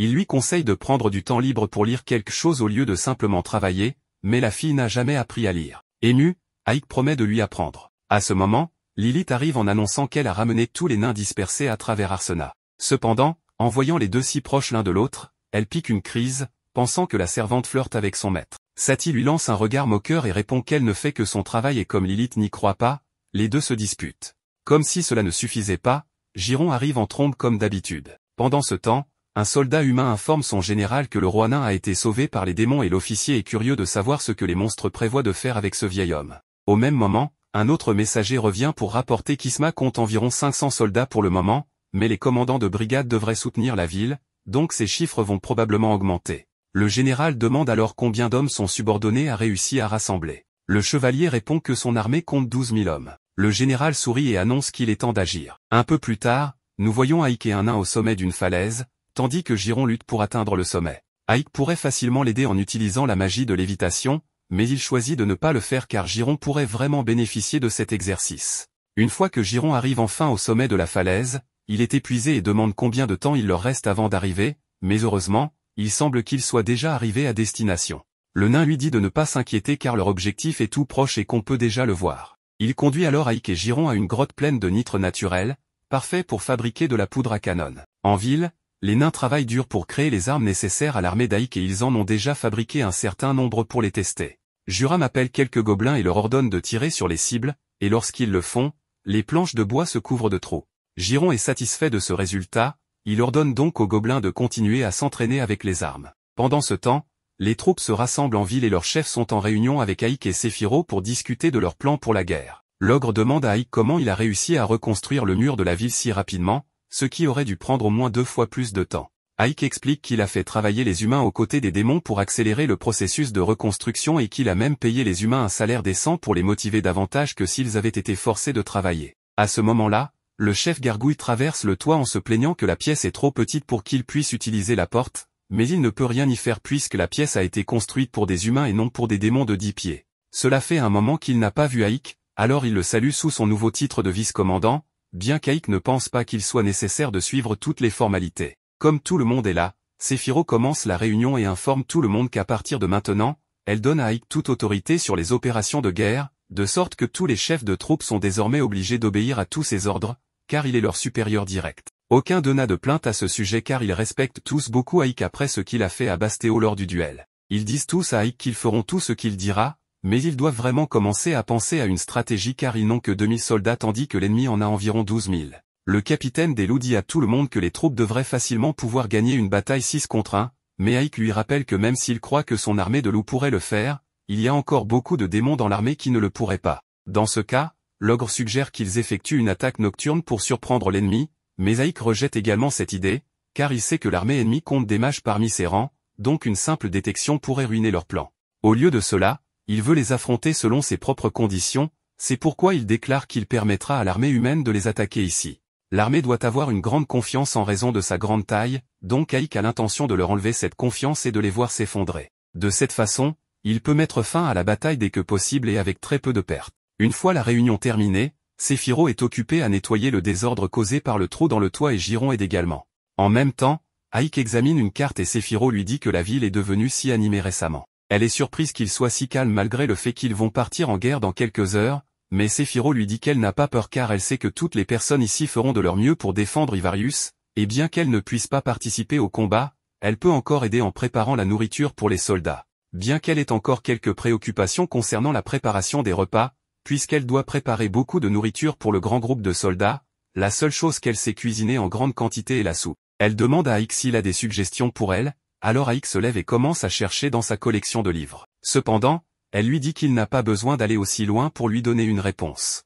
Aïk lui dit que c'est important car ce que mangent les soldats peut directement affecter leur morale, donc il doit faire de son mieux pour s'assurer que ses hommes mangent les meilleurs repas possibles. Il est juste content qu'il n'y ait pas de pénurie alimentaire en ce moment, car cela aurait été catastrophique pour la force de l'armée. En feuilletant un vieux livre de recettes, Aïk demande à Sati s'ils ont du riz, et après qu'elle ait confirmé, il lui suggère d'essayer de faire quelque chose appelé riz frit. Après avoir appris la recette, Sati se rend immédiatement dans la cuisine pour commencer à cuisiner. Bien qu'elle ait entendu parler de la recette il y a seulement quelques minutes, ses compétences culinaires sont assez bonnes pour la réaliser. Une fois terminée, elle sert à Aïk un peu de riz, et ils sont tous les deux satisfaits du résultat. Le riz frit ne prend pas beaucoup de temps à préparer et peut être fait en grande quantité, tout en étant délicieux, ce qui devrait aider à remonter le moral des soldats une fois qu'ils y auront goûté. Pour l'instant, ils se préparent à manger leur riz frit ensemble, mais avant qu'ils ne puissent prendre la première bouchée, ils sont interrompus par Giron, qui est jaloux qu'il mange une si délicieuse nourriture sans l'inviter. Aïk demande à Giron s'il veut aussi une assiette de riz, et il accepte avec enthousiasme, alors Sati lui en prépare une également. Cependant, avant qu'ils ne puissent commencer à manger, ils sont à nouveau interrompus par Lilith, qui est jalouse que les autres mangent un repas avec Aïk sans elle, donc elle veut aussi se joindre à eux. Lilith et Giron sont émerveillés par la saveur merveilleuse du riz, en particulier Lilith, qui demande avec empressement à Sati une deuxième portion. Mais Sati lui sert une portion un peu trop généreuse, ce qui amène Lilith à l'accuser de vouloir la faire grossir. Elle commence à se défier du regard, et Aïk souhaite juste qu'elle partage le repas sans se disputer pour une fois. Après cela, Aïk fait le point sur tout ce qu'il a fait en préparation de l'invasion de l'Alliance.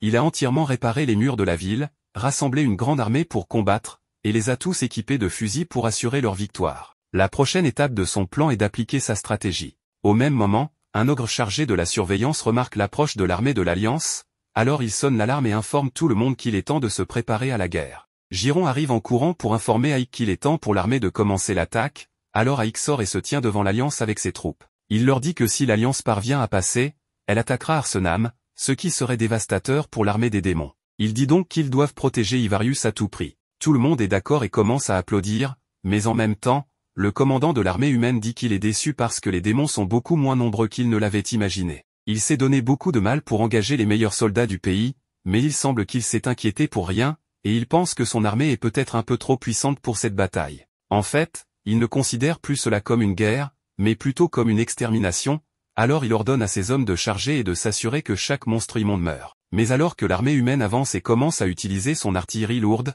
Aïk lance une barrière pour défendre le château de tous les projectiles entrants. Cependant, le commandant humain n'est pas déconcerté et ordonne à ses troupes de tirer une autre salve. Il continue de faire cela en espérant submerger la barrière d'Aïk, mais Aïk ne montre aucun signe de fatigue, ce qui fait que ses soldats commencent à applaudir encore une fois.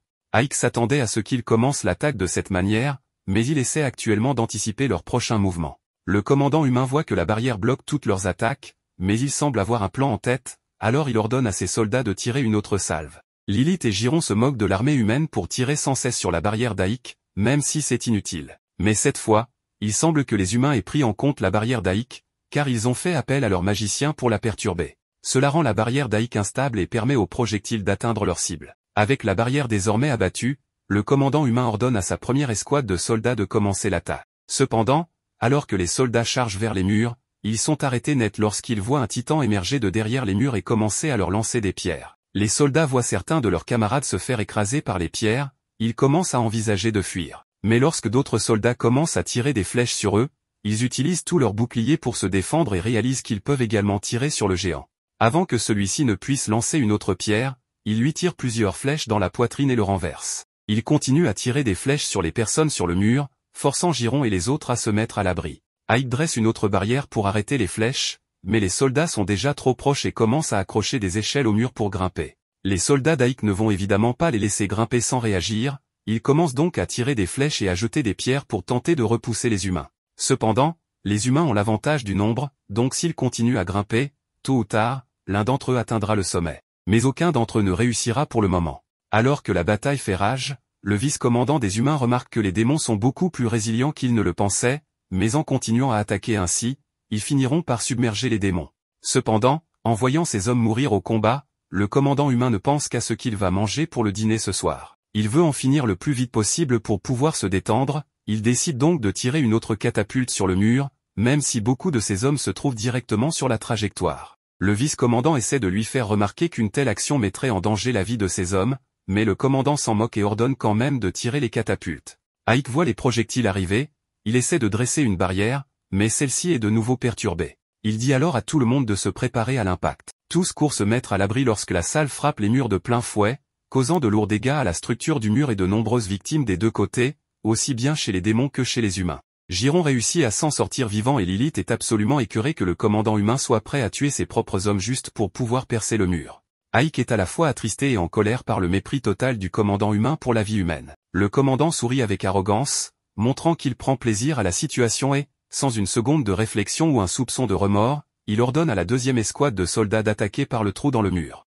Les soldats d'Ike sortent pour intercepter les soldats, mais la bataille est maintenant grandement déséquilibrée en leur défaveur. Ainsi, son rêve d'enfant ne deviendrait jamais réalité, même si au loin, il y avait encore des démons qui luttaient férocement sans se rendre, comme Lilith, qui, bien que très supérieure en force, ne pouvait pas changer le fait qu'elle faisait face à un nombre gigantesque d'ennemis. Quoi qu'il en soit, elle, tout comme le reste des serviteurs d'Ike, ne permettrait à personne de passer au château. Pour aggraver la situation, le messager, qui possédait toutes les armes, ne pouvait pas les utiliser à ce moment-là, car étant en petit groupe, il risquait sûrement de blesser involontairement l'un de ses propres membres. Ce problème fut résolu lorsqu'un des chefs loups amena toute sa meute au combat, où, avec ses griffes, il put éliminer une quantité incroyable d'ennemis en même temps. Lui, avec le reste des loups, put ainsi gagner quelques précieuses secondes, mais bien sûr, l'ennemi ne se rendrait pas et, avec plus de soldats à disposition, il continuait d'arriver de plus en plus nombreux.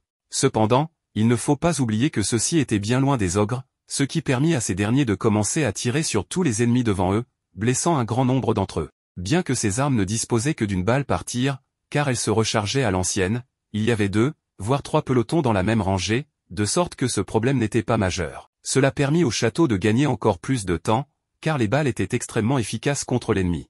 Cette efficacité, combinée à l'aide des loups, fut plus que suffisante pour que de nombreux soldats soient effrayés et décident de fuir le combat aussi vite que possible, car leur vie commençait à être en danger. Néanmoins, les loups de la région étaient prêts à continuer le massacre, jusqu'à ce qu'un signal étrange émanant de leur corps amène le chef loup à ignorer les humains, car, selon lui, son tour était terminé. Ce dernier point n'a pas beaucoup de sens pour nous, et c'est pourquoi nous voyons une histoire du passé où Ike demandait une guerre très brève, avec le moins de victimes possible. Cela agaçait encore les chefs des bêtes, qui, bien qu'ils comprenaient que c'était le meilleur scénario pour tous, ne comprenaient toujours pas la demande d'Ike. Ike leur avait simplement demandé de se battre de toutes leurs forces pour vaincre l'ennemi. Cette confusion dans les paroles provoqua une certaine colère chez le chef des loups, qui ne savait pas s'il était pris pour un imbécile, mais la servante d'Ike demanda simplement un peu de calme, car il devait sûrement y avoir une explication, mais pas pour nous. Il nous faudrait attendre pour comprendre tout le plan. Nous voyons ensuite la même servante utiliser sa magie des épines démoniaques à distance, et une fois le sort lancé, nous voyons une grande quantité d'épines couvrir complètement le mur, restaurant l'entrée que les humains avaient réussi à ouvrir. Revenant au souvenir d'Ike, il nous explique que se battre de toutes ses forces permettrait évidemment de vaincre tous les ennemis de la région, mais cela ne fonctionne que temporairement, ce que le loup finit par comprendre, car il savait que s'il donnait tout dans le combat, il ne pourrait se battre qu'1 heure au maximum, après quoi il se sentirait très fatigué. 1 heure reste impressionnante pour Ike, mais il rappelle à ses compagnons que toute sa meute n'est pas aussi forte que lui, donc peut-être que 30 minutes est leur limite en combat. Pour maximiser leur efficacité, il leur assigne 10 minutes pour se battre, pendant lesquelles ils doivent donner leur maximum, puis ils recevront le signal de se retirer. Un plan étrange ? Pas tant pour Aïk, qui tient énormément à la sécurité de ses compagnons. Revenant au présent, presque comme une blague, les orques rouges brisent l'un des murs pour surprendre l'ennemi de toute leur force, les faisant presque exploser.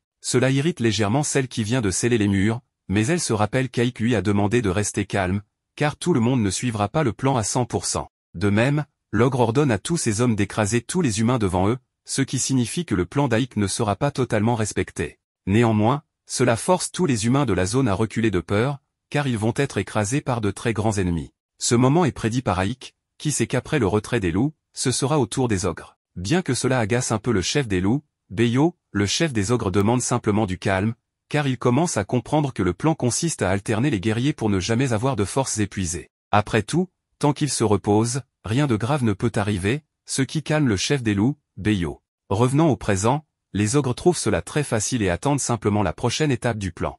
Mais sans que personne ne le voie, un humain est assez rapide pour grimper au balcon et faillit tuer Fiorentina. Enfin, presque, car le messager tire un bon coup et la sauve. Cela amène le chef des loups à se demander à quoi servent tous ces plans élaborés s'ils doivent finalement se battre contre plus de 12 000 hommes avec si peu de ressources. Aïk lui rappelle qu'ils ont encore l'alchimiste de Fiorentina et son bon tireur, le messager, qui seront à tout moment en retrait, et avec Fiorentina, ils pourront peut-être avoir une chance avec l'un de ses puissants sorts. Pendant ce temps, les humains préparent les catapultes pour détruire à nouveau tous les murs ennemis. Mais avant même qu'une catapulte ne soit activée, une pluie de rochers commence à tout détruire, car les manticores entrent en action à distance, sous les ordres d'Aïk, qui sait qu'elles seront utiles contre les armes humaines, ce qui explique leur retard à intervenir. Mais malgré tout, il y aura encore plus de problèmes après les catapultes, comme les soldats de réserve et les 12 bataillons complets, sans compter le général ennemi qui descend d'une longue lignée royale et fera tout son possible pour gagner. Cependant, il est en réalité un total lâche, et il finira probablement par privilégier sa propre sécurité à la fin du combat, si tout se passe bien.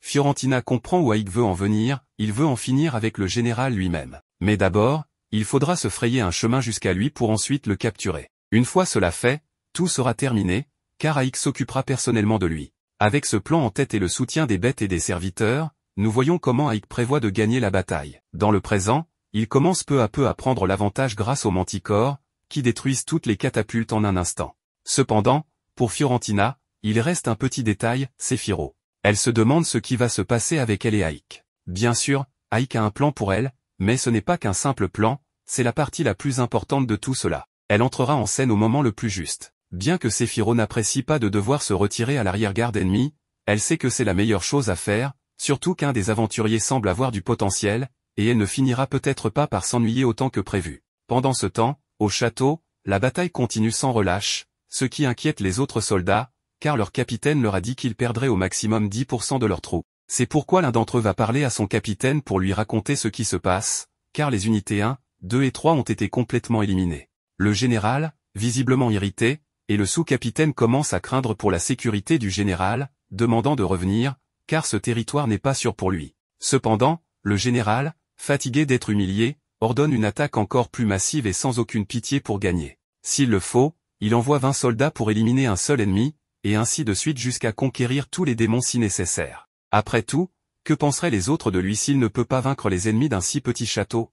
En revenant, le général décide même de se joindre aux troupes, sachant que cela remontera le moral des soldats. Sans plus attendre, le cri de guerre des humains retentit, tout cela étant observé de loin par Aïk, qui ne semble pas avoir peur, et pour cause.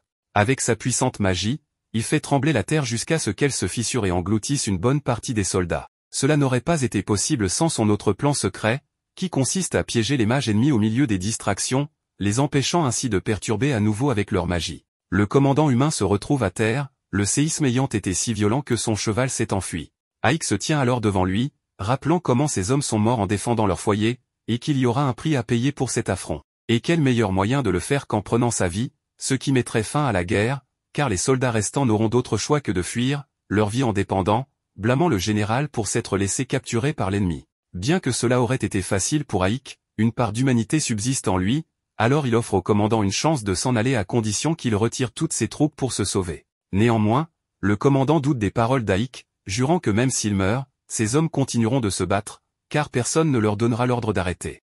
Cela laisse au roi des nains une opportunité qu'il saisit pour porter un coup puissant au torse du général humain, contre lequel il a tant de rancune. Après la blessure au torse, le roi des nains cherche à se venger pour toutes ses pertes passées, mais la magie d'Aïk l'en empêche. Pourtant, la volonté du roi des nains est si forte que même les chaînes d'Aïk peinent à contenir sa soif de vengeance. Finalement, le commandant donne l'ordre de battre en retraite pour ne pas mourir ce jour-là. Une fois les troupes dispersées, on peut dire que la victoire appartient à Aïk. Mais le roi des nains a une autre perception de ce qui s'est passé, affirmant qu'Aïk regrettera un jour de ne pas avoir tué cet humain, qui reviendra sûrement pour se venger dans le futur. Aïk, cependant, n'accorde aucune importance à ces paroles, se disant que d'ici là, il sera assez puissant pour vaincre ce bataillon à lui seul. Cela n'enlève rien au fait que la victoire revient aux démons, qui, malgré leur nombre réduit, réussissent à détruire 12 bataillons complets. Cela amène le messager à offrir un grand câlin, bien que Lilith pense que c'est impensable, car c'est son rôle dans ce monde, et puisqu'ils se battent pour Aïk, pourquoi ne pas essayer de gagner aussi ce câlin? Même les bêtes légendaires ne peuvent nier qu'il est incroyable d'accomplir un tel exploit. Cependant, il reste encore la tâche de Séphiro, qui à ce moment-là est entouré par l'ennemi.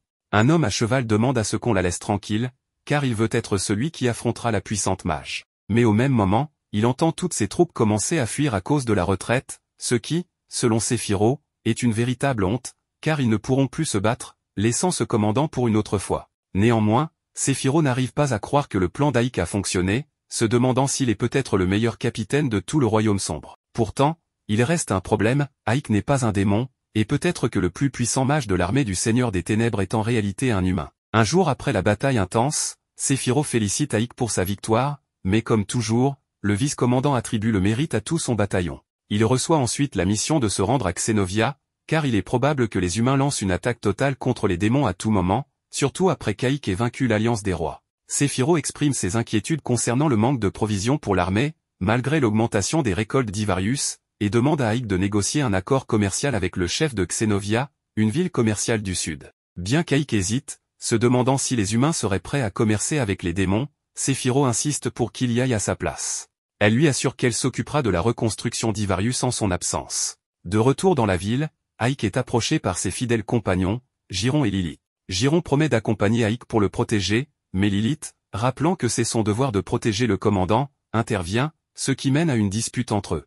Cependant, Aïk insiste pour que tous deux restent à Ivarius. Avec la renommée grandissante de la ville après la victoire, elle a attiré de nombreux nomades et réfugiés, rendant difficile l'hébergement de tout le monde et la garantie de la sécurité. Aïk confie à Lilith la protection de la ville et à Giron la gestion de son administration. Lilith accepte de maintenir l'ordre sans recourir à la violence sans raison, tandis que Giron exprime des doutes quant à sa capacité à gérer la situation sans Aïk. Pour l'aider, Aïk prépare un manuel d'instruction, bien que Giron se plaigne avec humour de devoir le lire sans la présence du chef. Malgré leur réticence, Aïk reste ferme dans sa décision, leur rappelant qu'Ivarius est en première ligne, et qu'ils sont les seuls en qui il peut avoir confiance pour les laisser aux commandes. Finalement, il cède, et Aïk part pour Xénovia avec sa servante humaine, Sati, à ses côtés. En chemin, Aïk avoue que Giron et Lilith auraient fait tout un scandale s'ils avaient su que Sati venait avec lui. Pendant le voyage, Sati demande des informations sur Xénovia, et Aïk explique qu'il ne s'agit pas d'un pays, mais d'une ville commerciale faisant partie de la Fédération commerciale, un réseau de villes qui collaborent. Xénovia, en particulier, possède une culture adaptée au climat chaud et est réputée pour ses épices. Cependant, la ville revêt une importance cruciale pour le destin de l'armée des démons, rendant la négociation très significative. Sati est surprise d'apprendre que les humains et les démons peuvent conclure des traités, et Aïk explique que de tels événements sont rares, mais essentiels, surtout parce que la bataille contre l'Alliance des Rois dépend de l'obtention de provisions. Alors qu'ils poursuivent leur voyage, ils entendent des cris au loin et se précipitent pour enquêter. Ils tombent sur une calèche attaquée par le groupe de Barbe Rouge, un gang notoire. Le chef de la bande vint rapidement les gardes qui protégeaient une demoiselle et est captivé par sa beauté alors qu'il s'approche de sa cible. Cependant, alors qu'il est sur le point de capturer la demoiselle, le chef du groupe est soudainement immobilisé par des racines d'arbres, tout comme une partie de son groupe. À ce moment-là, un sorcier intervient, affirmant qu'il est là pour aider. À sa grande surprise, la jeune femme dans la calèche ressemble étrangement à Sati, sa servante, au point qu'il croit un instant qu'il s'agit d'elle. Alors que certains hommes de main, non immobilisés, se précipitent vers le mage, celui-ci invoque à nouveau ses racines pour contenir la menace. Une fois la situation sous contrôle, les gardes de la demoiselle se relèvent, incrédules de voir que les voleurs ont été vaincus si facilement. Ils remercient le combattant pour son aide, et le chef des gardes lui propose une récompense, mais le sorcier ne désire rien en retour. À ce moment-là, la demoiselle se présente sous le nom de Julia Octave, fille du dirigeant de Xénovia. En entendant cela, Aïk ne peut cacher sa surprise, tandis qu'un homme observe la conversation depuis les bois environnants. Alors que la calèche reprend la route, Julia remercie Aïk pour son aide, et lui exprime sa gratitude pour le voyage jusqu'à la ville. Elle est impressionnée par le sort du sorcier qui a vaincu le groupe de Barbe Rouge imaginant qu'il doit être un noble, mais Aïk explique qu'il est un mage d'Isma et invente un nom pour se présenter. Sati, quant à elle, est ravie de voyager en calèche pour la première fois, ce qui surprend Julia. Le sorcier explique alors que Sati est une servante de sa maison et qu'elle connaît peu le monde. De manière similaire, Julia avoue qu'elle ne connaît pas grand-chose du monde non plus, car c'est la première fois qu'elle quitte Xenovia. Elle mentionne qu'elle était fiancée à un homme puissant, mais que cela n'a pas fonctionné. Aïk est surpris que cet homme ait rejeté une telle femme, mais elle explique que c'est en fait elle qui l'a rejetée. En réalité, elle se considère chanceuse d'avoir eu le courage de le faire. À leur arrivée à Xenovia, les visiteurs sont conduits par la noble femme auprès de la dirigeante locale, Eltoria Octave, qui est également la mère de Julia. Elle est à la tête de la fédération commerciale et, bien qu'elle soit occupée, elle accepte de discuter avec les visiteurs. Aïk observe Eltoria et se souvient qu'elle a obtenu sa position prestigieuse grâce à son talent. Bien qu'il ait trouvé sa fille au bon moment, cela ne garantit pas que cette conversation sera facile. Eltoria demande rapidement à Julia de les laisser seuls et se met directement au sujet principal. Elle veut savoir ce qu'un membre de l'armée du Seigneur Démon veut avec elle. Aïk est surpris qu'elle sache déjà qui il est. Malgré la conviction dans la voix de la dirigeante, le mage la questionne sur la raison qui la pousse à penser cela. Eltoria explique qu'il n'existe aucun mage nommé Raik à Isma, et de plus, Julia et les gardes lui ont rapporté que l'étranger est un puissant lanceur de sorts. Reconnaissant qu'il ne peut plus dissimuler la vérité, Aïk admet qu'il est bien le dirigeant d'Ivarius et qu'il est humain, bien qu'il combatte pour les démons. Il révèle qu'il a été élevé par Romberg, le roi immortel, en tant qu'être démoniaque, malgré ses origines humaines. Son objectif à Xenovia est de négocier un accord commercial. Eltoria avoue qu'elle n'a jamais entendu parler de telles transactions entre les deux races, surtout en sachant que les démons cherchent à détruire les humains. Aïk argue que c'était le cas par le passé, mais que lui, par exemple, lutte pour promouvoir la coexistence entre les deux races. N'ayant jamais entendu parler de telles intentions, la dirigeante de la fédération ne cache pas sa surprise. Cependant, en regardant l'humain à côté du commandant, Eltoria se souvient que l'actuel roi démon est considéré comme différent de ses prédécesseurs. Malgré cela, elle reste méfiante, car selon elle, un démon reste un démon, et elle ne croit pas qu'il soit digne de confiance. Sinon, Eltoria demande des preuves, mais Aïk n'a aucune preuve concrète qui pourrait sceller un accord entre les deux camps. Cependant, il mentionne les graves problèmes que la fédération rencontre avec Karossa dit Barbe Rouge, et propose d'éliminer cette menace. Eltoria admet que ces bandits causent des dégâts équivalents au budget annuel d'une ville entière, et les laisser en liberté ne fera qu'aggraver la situation. En tant que dirigeante de la fédération, son rôle est de protéger le commerce, donc elle envisage d'accepter l'aide du commandant de la brigade immortelle, mais à certaines conditions. Tout d'abord, il doit éliminer les pirates, comme il l'a promis. Enfin, il doit épouser sa fille Julia. Perplexe, Aïk reconnaît qu'il est humain, mais rappelle qu'il fait toujours partie de l'armée démoniaque. Eltoria Octave insiste sur le fait que le commandant est intelligent et loyal, et elle croit qu'un jour, il deviendra l'un des leaders de haut rang des démons.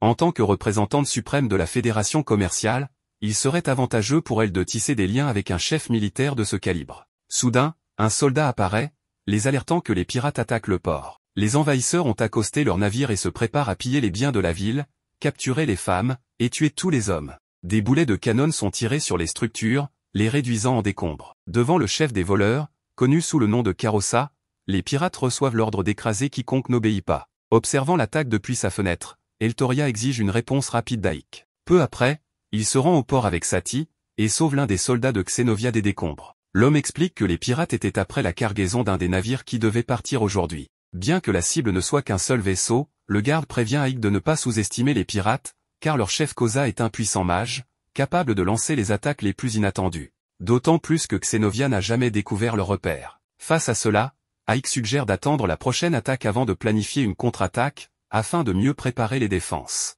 Plus tard, le commandant des démons rejoint les responsables de Xenovia pour élaborer une stratégie, tandis que Sati, se sentant peu utile dans cette situation, part préparer les repas. Quand elle arrive dans la cuisine, une résidente la prend pour Julia Octave, ce que la servante corrige rapidement. Après s'être excusée, la femme mentionne qu'elle aimerait aider, mais qu'elle se ferait gronder si elle permettait aux invités d'assister. Pendant ce temps, Julia va voir Aïk et l'entraîne dans sa chambre pour discuter du mariage. Le commandant lui assure qu'il convaincra sa mère de changer d'avis, car il est certain que la fille est mal à l'aise avec cela. Mais la vérité est que Julia est motivée à épouser l'officier parce qu'elle est tombée amoureuse de lui au premier regard. Aïk réfléchit, car ils ne se connaissent que depuis moins d'une journée. La jeune fille pleure alors et lui demande s'il ne l'aime pas. Embarrassé, le jeune homme essaie d'expliquer que les choses vont trop vite, tandis que Sati observe la conversation à travers la fente de la porte et réfléchit au fait que les nobles sont étranges avec cette habitude d'épouser quelqu'un qu'ils connaissent à peine. De plus, elle ressent quelque chose d'étrange à propos de la possibilité que cette femme épouse son patron. Aik remarque cette réaction de la servante et part à sa recherche, mais Sati a déjà disparu. Pour se distraire, la jeune fille part à la recherche d'ingrédients qui pourraient plaire à Aik. Après tout, elle n'est qu'une servante et rien de plus. Non loin de là, l'homme qui espionnait chacun des mouvements des étrangers dans la ville réapparaît, cette fois en espionnant uniquement Sati. Alors que la jeune fille entre dans une ruelle pour faire ses courses, l'homme l'attrape par derrière et la frappe pour l'assommer. Un peu plus tard, elle se retrouve dans une cachette de pirates, à la demande du capitaine Carossa. Ou plutôt, il avait demandé la fille du chef de Xenovia, mais le pirate a fini par confondre Julia avec Sati. Pensant qu'il sera promu pour son excellent travail, le sbire éclate de rire, ce qui permet à Sati de profiter de la distraction pour commencer à courir. En atteignant une porte, elle sort et se retrouve en pleine mer, complètement isolée au milieu de l'océan, entourée de tous ces hommes malveillants. Nous voyons clairement où se trouve Sati, c'est-à-dire au milieu de nulle part. Mais lorsque le ravisseur informe son capitaine qu'ils ont enfin capturé la fille de la chef de Xenovia, nous comprenons que tout cela n'est qu'une grande confusion. Même le capitaine, en la voyant de plus près, remarque que Sati n'est pas la fille qu'il cherche. Cependant, en y réfléchissant bien, une servante de plus n'est jamais de trop. Même si Sati ne veut pas d'un autre maître, car pour elle, il n'y a qu'un seul et unique maître, Aik. Elle prononce son nom par peur. Et à ce même moment, Aik se rend justement près d'Eltoria pour obtenir des réponses. À son arrivée, les deux gardes s'excusent d'avoir laissé capturer l'ami de son invité. C'est alors qu'Aik apparaît pour demander un bateau, car il doit à tout prix sauver sa servante. Sans trop y réfléchir, Eltoria n'hésite pas à lui donner son meilleur bateau. Bien qu'elle ne soit qu'une simple servante, quelque chose en Aik veut réellement que Sati revienne pour rester à ses côtés, comme toujours, se promettant de la sauver le plus vite possible. Quant à Sati, elle se retrouve habillée en servante, mais de manière très coquette, car c'est le type de vêtements que le capitaine aime. Et le fait qu'elle soit attachée naît du comachisme du capitaine. Sati veut porter quelque chose de plus décent, mais le capitaine insiste sur le fait que le véritable travail d'une servante est de satisfaire son maître, et il se sent satisfait avec ses vêtements provocants. Ce moment désagréable rappelle à Sati ses souvenirs avec Aik, notamment la première fois qu'ils se sont rencontrés, lorsqu'il lui promet que si elle le sert, il la protégera toute sa vie en guise de paiement, ce qui est un bon accord compte tenu de la puissance d'Aik. C'est cette promesse qui fait qu'elle lui reste toujours aussi loyale. Malgré cela, la jeune femme continue d'insister pour changer de vêtements, tout en demandant à aller à la cuisine pour préparer quelque chose de délicieux pour son nouveau maître. Le capitaine n'y voit aucun inconvénient et lui donne la permission de s'y rendre. Pendant qu'elle cuisine, Sati réfléchit à un plan pour s'échapper du bateau, mais avec deux gardes la surveillant constamment, cela semble très difficile. Bien que la cuisine ne contienne que des poêles et de l'alcool, cela ne sera pas un obstacle pour Sati. Elle demande un peu d'alcool fort pour sa recette spéciale, et les gardes lui en donnent, pensant que ce n'est qu'un ingrédient de cuisine. Mais lorsque les steaks sont en train de cuire, Sati décide d'ajouter l'alcool, ce qui provoque une flamme intense, car l'alcool fort prend rapidement feu.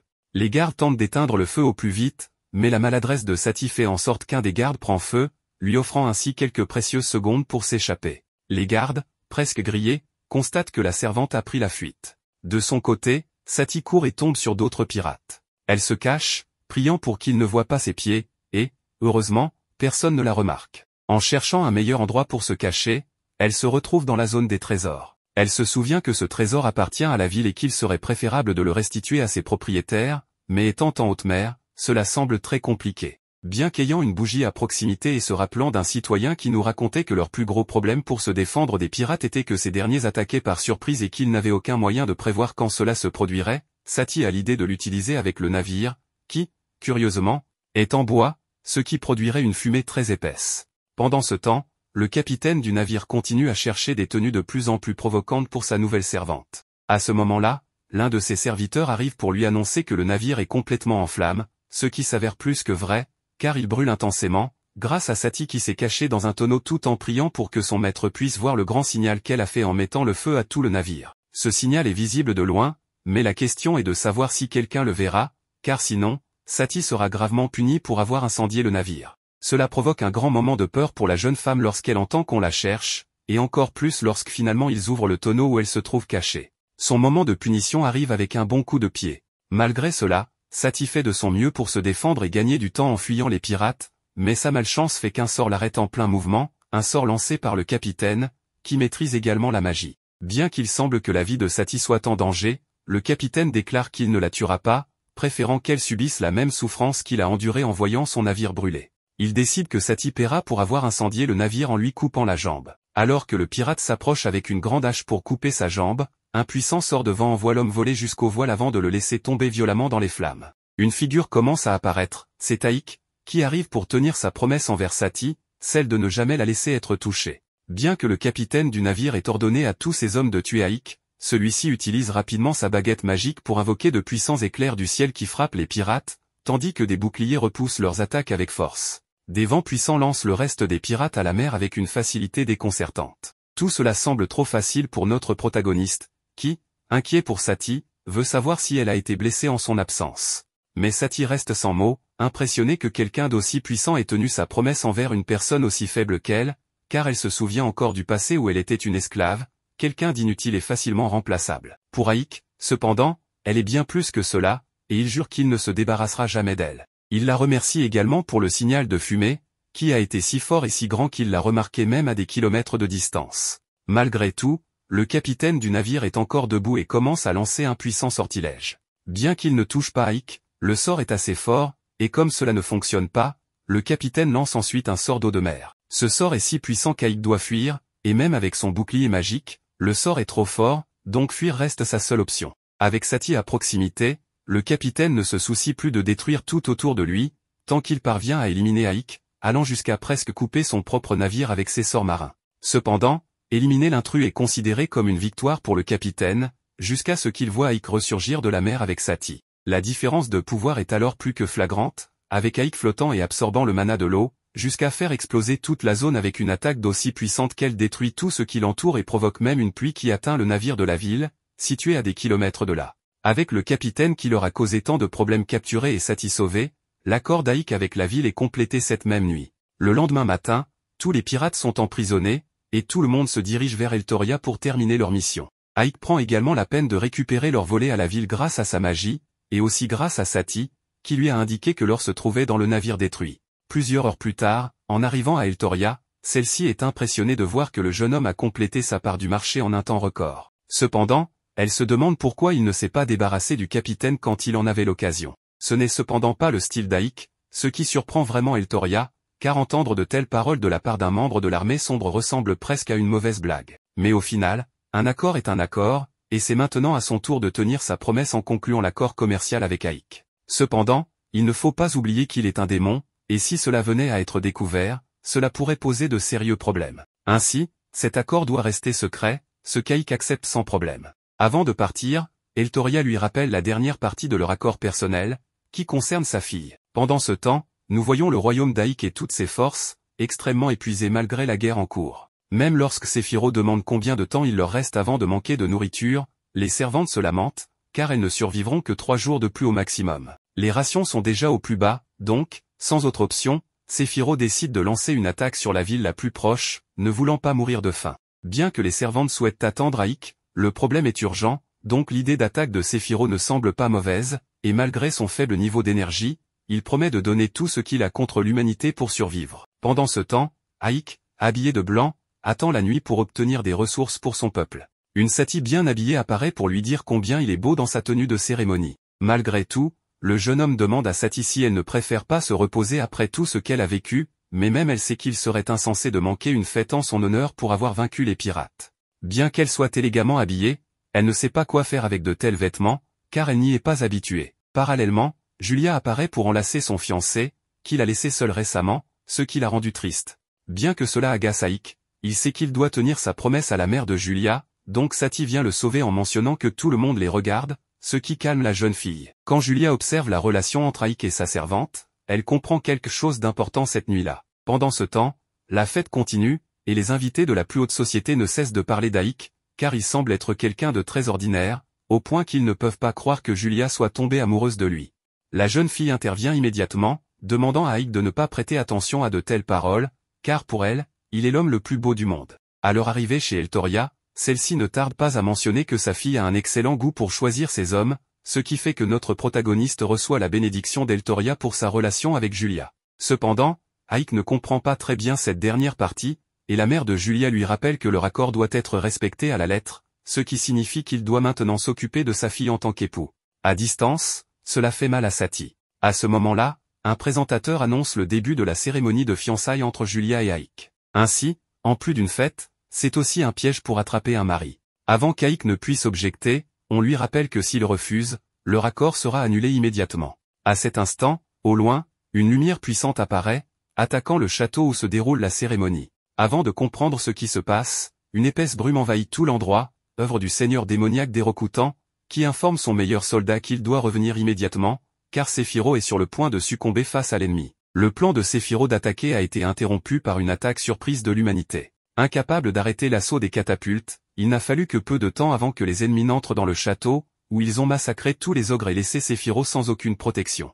Malgré cela, Aïk voulait savoir combien d'ennemis il y avait, et D'Hérokutan l'informa qu'il y en avait au moins 5000. Avec peu de temps, le seigneur démon prépara tout pour que la brigade du jeune soit prête au combat et puisse arriver suffisamment rapidement pour éviter la mort de Séphiro. Pendant ce temps, loin de là, sous la pluie, nous voyons le général Eldred, qui pensait bientôt pouvoir en finir avec tous les démons, malgré le fait qu'il y avait encore quelques-uns qui posaient de sérieux problèmes, comme Fiorentina, qui pouvait encore faire face à de nombreux gardes à elle seule, tout en dirigeant une petite faction d'ogres qui retarda l'attaque de l'humanité aussi longtemps que possible.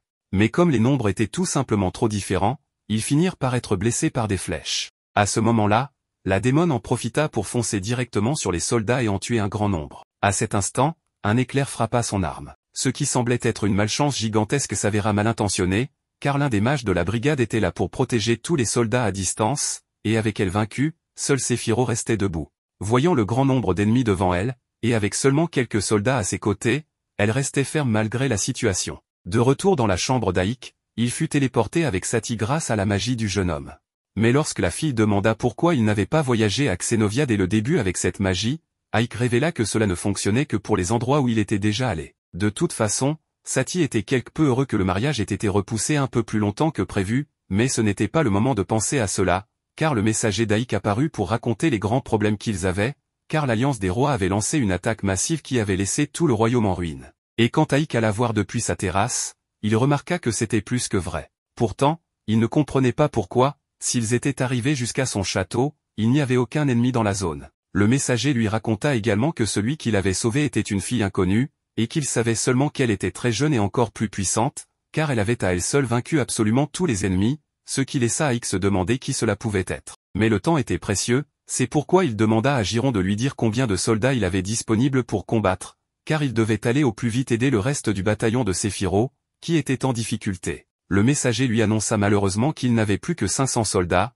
car les humains avaient exterminé la plupart d'entre eux, et qu'il était même possible qu'il y en ait moins de 500 à ce moment-là. Sans compter que certains d'entre eux devaient rester au château pour le protéger contre d'éventuelles menaces. Ainsi, sachant que l'ennemi avait 5000 hommes en sa faveur, Aïk ne pensait qu'aux grandes bêtes et à leur brigade, qui, malheureusement pour lui, combattaient également dans d'autres zones à ce moment-là. Il n'aurait donc cette fois aucune aide, à part les quelques soldats restants et lui-même. C'est à ce moment-là que le roi des nains apparut pour demander à pouvoir rendre la grande faveur que le jeune homme lui avait faite. Bien qu'Aïk sache qu'il n'y avait aucune dette entre deux, après tout, avec les armes qu'il avait créées la dernière fois avec son peuple, la dette était plus que réglée pour lui. Mais le roi tint sa parole et expliqua que c'était en réalité son peuple qui avait fabriqué les armes qu'Aïk avait demandées, et plus précisément les guerriers et artisans, en rappelant qu'il restait encore la dette des guerriers nains et d'autres qui n'avaient pas participé à la création des armes. Et bien qu'il ne soit qu'une centaine, le roi savait qu'il serait utile s'ils étaient intégrés au combat. Mais Aïk avait encore des doutes, car cette lutte, pour commencer, n'était même pas utile pour eux.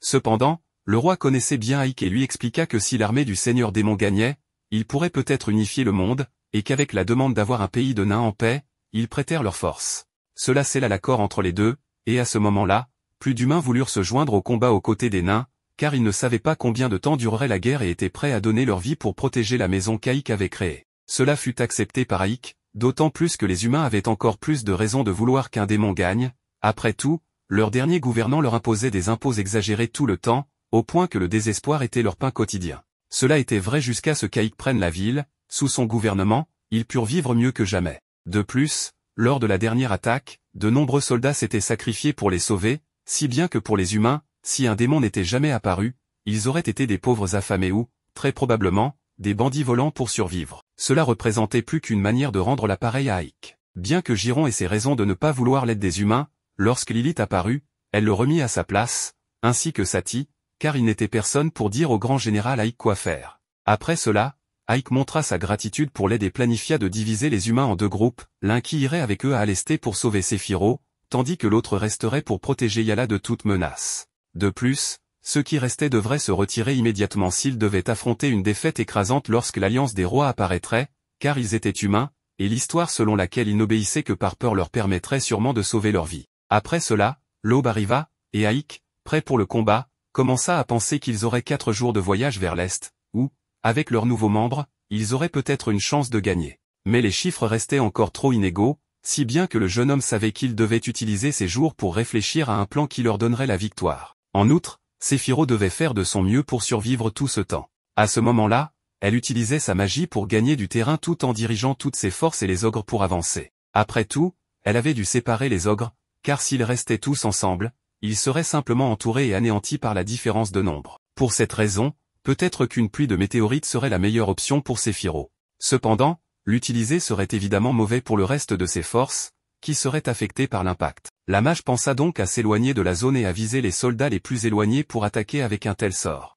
À ce moment-là, le mage de l'humanité apparut, souhaitant combattre la femme qui, avec un seul sort appelé Mère Terre, parvint à capturer de nombreux soldats. De plus, les racines servaient d'excellents boucliers, lui donnant suffisamment de temps pour s'échapper de l'endroit. Voyant le reste des soldats, c'était le moment parfait pour attaquer. Ou cela le serait si le mana de Sephiroth n'avait pas été autant utilisé, car son épuisement commençait à se faire sentir. De toute façon, la mage n'avait plus d'autres options, alors elle se força à exécuter le sort vers le ciel, où, avec tout son mana, elle commença à invoquer les météorites. C'est alors qu'une flèche traversa son cœur, tirée par le général Eldred lui-même, qui avait deviné les intentions de Sephiroth. Avec elle hors du combat, c'était une victoire claire pour l'humanité. Le lendemain matin, les soldats discutaient des corps des ogres, pensant à leur arracher des parties comme les dents et le cœur pour les vendre. Mais ils réalisèrent qu'un des ogres était encore en vie. Cependant, avec le mage de l'humanité invoquant du feu, aucun soldat ne fut blessé ce jour-là. Loin de là, à la capitale, Eldred rendit visite à Sephiroth, maintenant capturé. Bien qu'elle devrait être dans l'au-delà, l'homme qui la torturait se rappela qu'un démon est extrêmement résistant, rendant leur extermination difficile. À cet instant, Sephiroth traita les humains d'idiots pour croire que des vermines comme eux pouvaient réellement tuer une commandante du Seigneur Démon. Eldred lui rappela alors qu'ils s'étaient déjà rencontrés par le passé, ce qui était vrai, car lors de la dernière guerre, Sephiroth l'avait rencontré et avait plaisanté en disant qu'il vivrait un peu plus longtemps. Mais en voyant comment tout avait fini, la femme regretta de ne pas l'avoir tué à ce moment précis. Pourtant, l'homme révéla ses véritables intentions, car il savait qu'elle lui serait bien plus utile vivante que morte, car cela attirerait un puissant allié en quête de la sauver. Et quoi de mieux que de l'utiliser pour atteindre son objectif? Tout cela fut une grande humiliation pour Sephiroth, qui demanda la mort le plus rapidement possible en réalisant qu'elle avait été utilisée par un humain. Non seulement cela, mais son ami serait sûrement tué à cause d'elle. Cependant, le capitaine ne lui ferait pas ce plaisir, lui assurant qu'elle resterait en vie jusqu'au jour de sa grande mission. Pendant ce temps, Ike continuait sa route vers son objectif. Bien que la nuit fût arrivée, un moment supposé pour se reposer, le jeune homme ne ferma pas l'œil, car il devait réfléchir à comment vaincre 5000 soldats avec moins de 10% de ses propres forces. Mais il n'était pas le seul à ne pas pouvoir dormir, tout comme Trey, qui, à distance, se demandait si elle reverrait un jour son maître. Dérocutant, de son côté, risquait de perdre 2 commandants extrêmement puissants, ce qui, indirectement, l'empêcherait de réaliser son rêve. Le lendemain matin, les humains furent formés à utiliser les armes, tandis que quelques nains continuaient à fabriquer de la poudre pour la bataille. Même le roi des nains fut surpris de voir comment tout le monde s'entendait bien et voulut savoir quand serait le moment d'attaquer. Ike lui expliqua qu'il avait envoyé Giron pour faire des reconnaissances, car il était doué pour repérer le terrain, et que lorsqu'il reviendrait, il saurait quand attaquer. Cependant, à ce moment-là, Giron avait ses propres problèmes, bien qu'il accomplissait son travail d'espionnage du mieux possible. Pendant ce temps, Lilith se détendait après avoir affronté le climat difficile et passé quelques jours sans crèmes hydratantes. Quand Giron réapparut, il avait de la tristesse sur le visage, car il semblait que Sephiroth n'était peut-être plus parmi eux. Les humains n'avaient pas accroché les vêtements de Sephiroth au château comme preuve de leur victoire. Lilith ne comprenait toujours pas ce qui se passait, et voulait extorquer l'information à Giron par la force. Le roi des nains savait qu'il valait mieux qu'elle ne voie rien. Ike, cependant, savait que cela n'avait pas de sens et assura que Sephiroth était encore en vie, car l'absence de son corps était la plus grande preuve. Lorsqu'il demanda à son messager le nom du général humain ennemi, ce dernier répondit qu'il s'agissait de Eldred, commandant de la division du Dragon Rouge, qu'Ike connaissait déjà et savait être un excellent combattant avec un grand talent. Le fait qu'il soit ici était un signe clair qu'il avait été envoyé pour le tuer. Et quoi de mieux que d'utiliser Sephiroth pour l'attirer vers le château? Ike mit alors au point un nouveau plan, dans lequel il aurait besoin du roi et de ses 2 serviteurs pour le mettre en œuvre. À l'aube, il récupérerait Séphiro à tout prix. Pendant ce temps, sur le territoire des soldats, l'un d'entre eux aperçoit cette scène. Le plan commence, car Ike a commencé à invoquer un puissant sort qui, pratiquement, servirait à pénétrer, ce qui alerta également Eldred. Il envoya toutes ses troupes couvrir la porte principale pendant que le reste des soldats veillait à ce que les démons ne soient pas secourus. En un rien de temps, le général reçut un rapport indiquant que l'ennemi n'avait détruit qu'une partie du château et qu'il n'y avait que 500 ennemis, ce qui ne justifiait pas vraiment une alerte. Malgré tout, le vice-chef ne se fiait pas à ces chiffres, car il s'agissait de démons, et il voulait que toutes les forces se regroupent pour les écraser, ce qui fut fait. Pour commencer, les catapultes entrèrent en action et abattirent quelques ogres sur leur passage, ce qui poussa Ike à invoquer un bouclier pour les protéger, non sans demander à tout son bataillon de faire de son mieux pour sauver la commandante. De plus, les flèches et les pierres à distance continuaient de gêner Ike, qui devait utiliser sa magie constamment pour éviter les pertes. Cependant, lorsque le général Eldred ordonna l'arrêt du feu, tout le monde fut surpris. Apparemment, c'était à cause de son capitaine qui avait un mauvais pressentiment à propos de cet assaut. Après tout, ils devaient sauver leurs camarades démons, mais pratiquement, ils n'avaient rien fait à part rester immobiles en résistant aux attaques. En y réfléchissant bien, il serait impensable qu'ils traversent les défenses du château. Même s'ils utilisaient de la magie pour y parvenir, cette fois, il n'aurait aucun démon pour les aider parmi les mages de l'armée humaine. Un souvenir d'il y a quelques heures vint à l'esprit du capitaine, où Séphiro parlait d'Ike et comment il lui avait épargné la vie uniquement à cause de son subordonné. Cela attira l'attention de Eldred, car on disait qu'Ike était le sorcier le plus puissant de toute l'armée démoniaque. Le sous-capitaine avait envoyé l'un de ses meilleurs hommes pour surveiller Séphiro. Pendant que cet homme se moquait de la jeune femme et nourrissait des pensées indécentes à son sujet, Lilith apparut derrière lui pour mettre fin à ses jours avec du poison, ce qui me procura beaucoup de plaisir. Peut-être que le plan de distraction d'Ike avait été un véritable succès. Bien qu'il continuât de se demander s'ils avaient été découverts, les elfes étaient impatients de se battre. Ike savait que ce n'était pas le meilleur moment, mais, sans plus attendre, ils commencèrent à lancer de puissants sorts pour abattre les portes du château, ce qui représentait déjà une menace pour l'ennemi. Celui-ci prépara alors ses unités d'infanterie ainsi que ses chevaliers et archers pour une attaque massive, utilisant même les catapultes et les arbalètes pour ne plus perdre de temps avec les démons au milieu du château. Quelques ogres étaient encore retenus par les soldats, ainsi que Fiorentina, qui commença à voir une étrange lumière violette qui semblait réagir avec les humains, les rendant si faibles qu'ils s'endormaient. C'était la magie de Lilith, qui, à elle seule, avait déjà sauvé 2 de ses camarades. Comme le temps pressait, Fiorentina voulut amener Séphiro sous la protection complète de Lilith, mais une flèche l'atteignit à distance, car ils avaient été repérés par le mage humain qui ordonna l'extermination de tous les démons.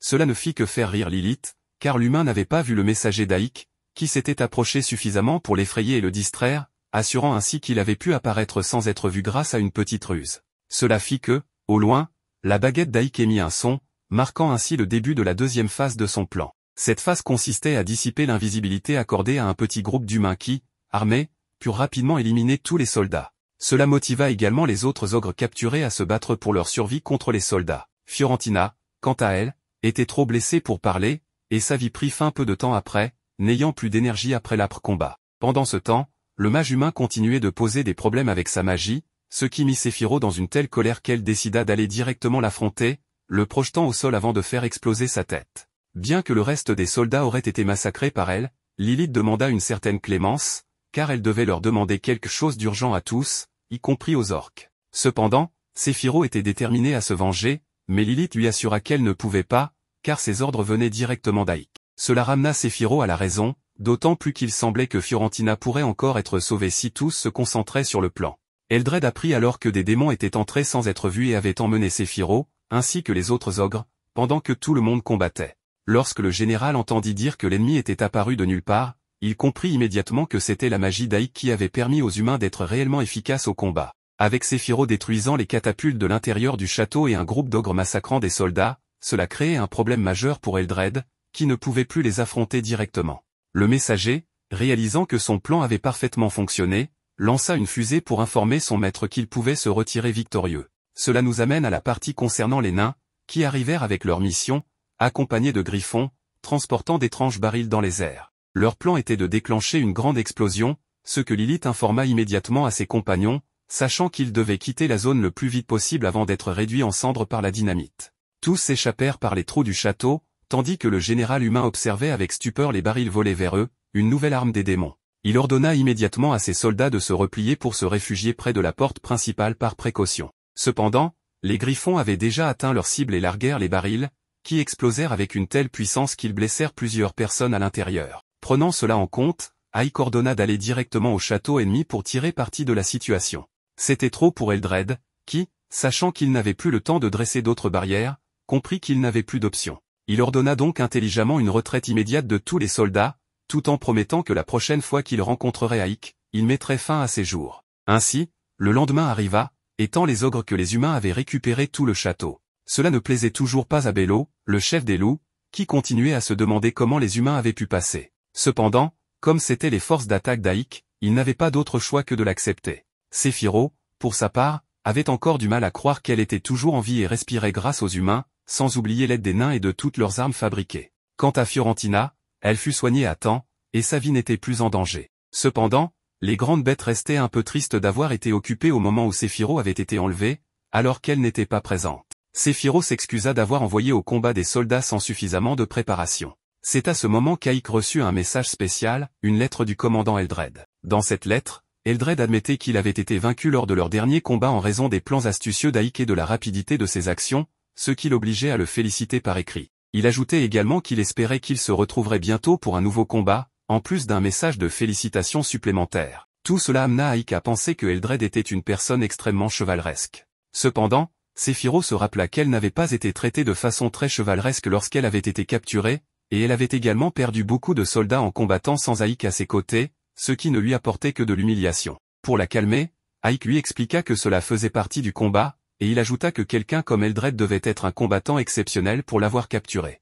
Il souligna que Eldred avait pris les meilleures décisions, même en se retirant quand il le fallait, ce qui, pour Aik, en faisait un ennemi redoutable. Compte tenu des armes des nains qu'il possédait, Aik pensait qu'il avait été le plus chanceux dans cette bataille. Bello, quant à lui, voulait savoir ce que disait encore la lettre, mais il s'agissait simplement de plus de blablabla sur la manière dont il gagnerait la prochaine fois qu'ils se rencontreraient. Cela rappela à Bello qu'un messager humain avait apporté la lettre, et il envisagea de tuer ce dernier. Cependant, Aik lui demanda de ne pas le faire, car il souhaitait répondre également par une lettre et avait donc besoin que le messager reste en vie. Sans perdre de temps, Aik commença sa réponse, débutant par un « cher Eldred », dans laquelle il remerciait son ennemi pour ses mots et le félicitait aussi pour sa rapidité d'action durant la bataille. En ce qui concernait son souhait de les revoir sur le champ de bataille, Aik avait d'autres idées, espérant le revoir dans des circonstances différentes.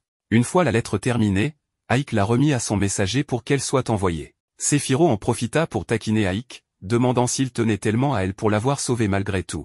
Aik se rappela que c'était Dérokutan qui lui avait demandé de le faire, et bien sûr, il ne refuserait jamais de la sauver. Cela plut à Séphiro, car, après tout, elle avait changé les couches d'Aik lorsqu'il était petit, un souvenir très embarrassant pour lui. Mais cet instant gênant fut rapidement oublié lorsqu'un rugissement de dragon résonna au loin, le seigneur démon était arrivé. Personne, ou presque, ne connaissait le seigneur démon, et Giron, ne sachant pas qui elle était, lui demanda de quitter les lieux, affirmant que ce n'était pas un endroit pour traîner. Aik fut alors obligé de le déplacer et de présenter des excuses au seigneur démon. Giron en fut effrayé, mais cela n'avait aucun sens pour lui qu'elle soit le grand seigneur démon, car il se disait qu'il avait 9 têtes, avec une couronne sur chacune. Avant qu'il ne puisse dire autre chose, Lilith s'occupa de lui, mais cela n'intéressait pas Dérokutan.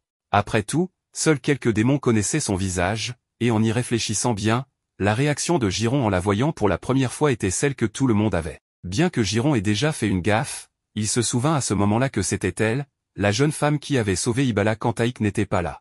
Tout prit alors un sens pour lui. Mais comme il se montrait très irrespectueux, il s'excusa à nouveau auprès d'Aik, qui prit la responsabilité de tout manque de respect, tandis que Dérokutan s'interrogeait sur les 9 têtes et les couronnes, finissant par comprendre comment ses subordonnés la voyaient, presque en riant de leur stupidité. Quoi qu'il en soit, le seigneur démon était apparu pour voir l'état de Séphiro, qui avait été sauvé au combat et également félicité pour tout son travail. Séphiro ressentait toujours une grande honte d'avoir été capturé au milieu de la bataille, tandis que Dérokutan la félicite pour sa ténacité, d'avoir survécu jusqu'à l'arrivée des renforts. Pour cette raison, Agamo, le chef de la brigade des trolls, ainsi que toutes les autres bêtes magiques, y compris Fiorentina et le commandant Aik, furent ceux qui se démarquèrent le plus au sein de leur bataillon. C'était la raison pour laquelle la jeune femme était venue les voir personnellement pour les féliciter, bien qu'Aik ne se sente toujours pas digne de ses éloges. Dérokutan le nomma également commandant du 8e bataillon en récompense de tous ses efforts. Ainsi, La jeune femme qui racontait cette histoire depuis le début termina son récit en parlant d'Aïk, un humain et le petit-fils du démon le plus puissant de tous.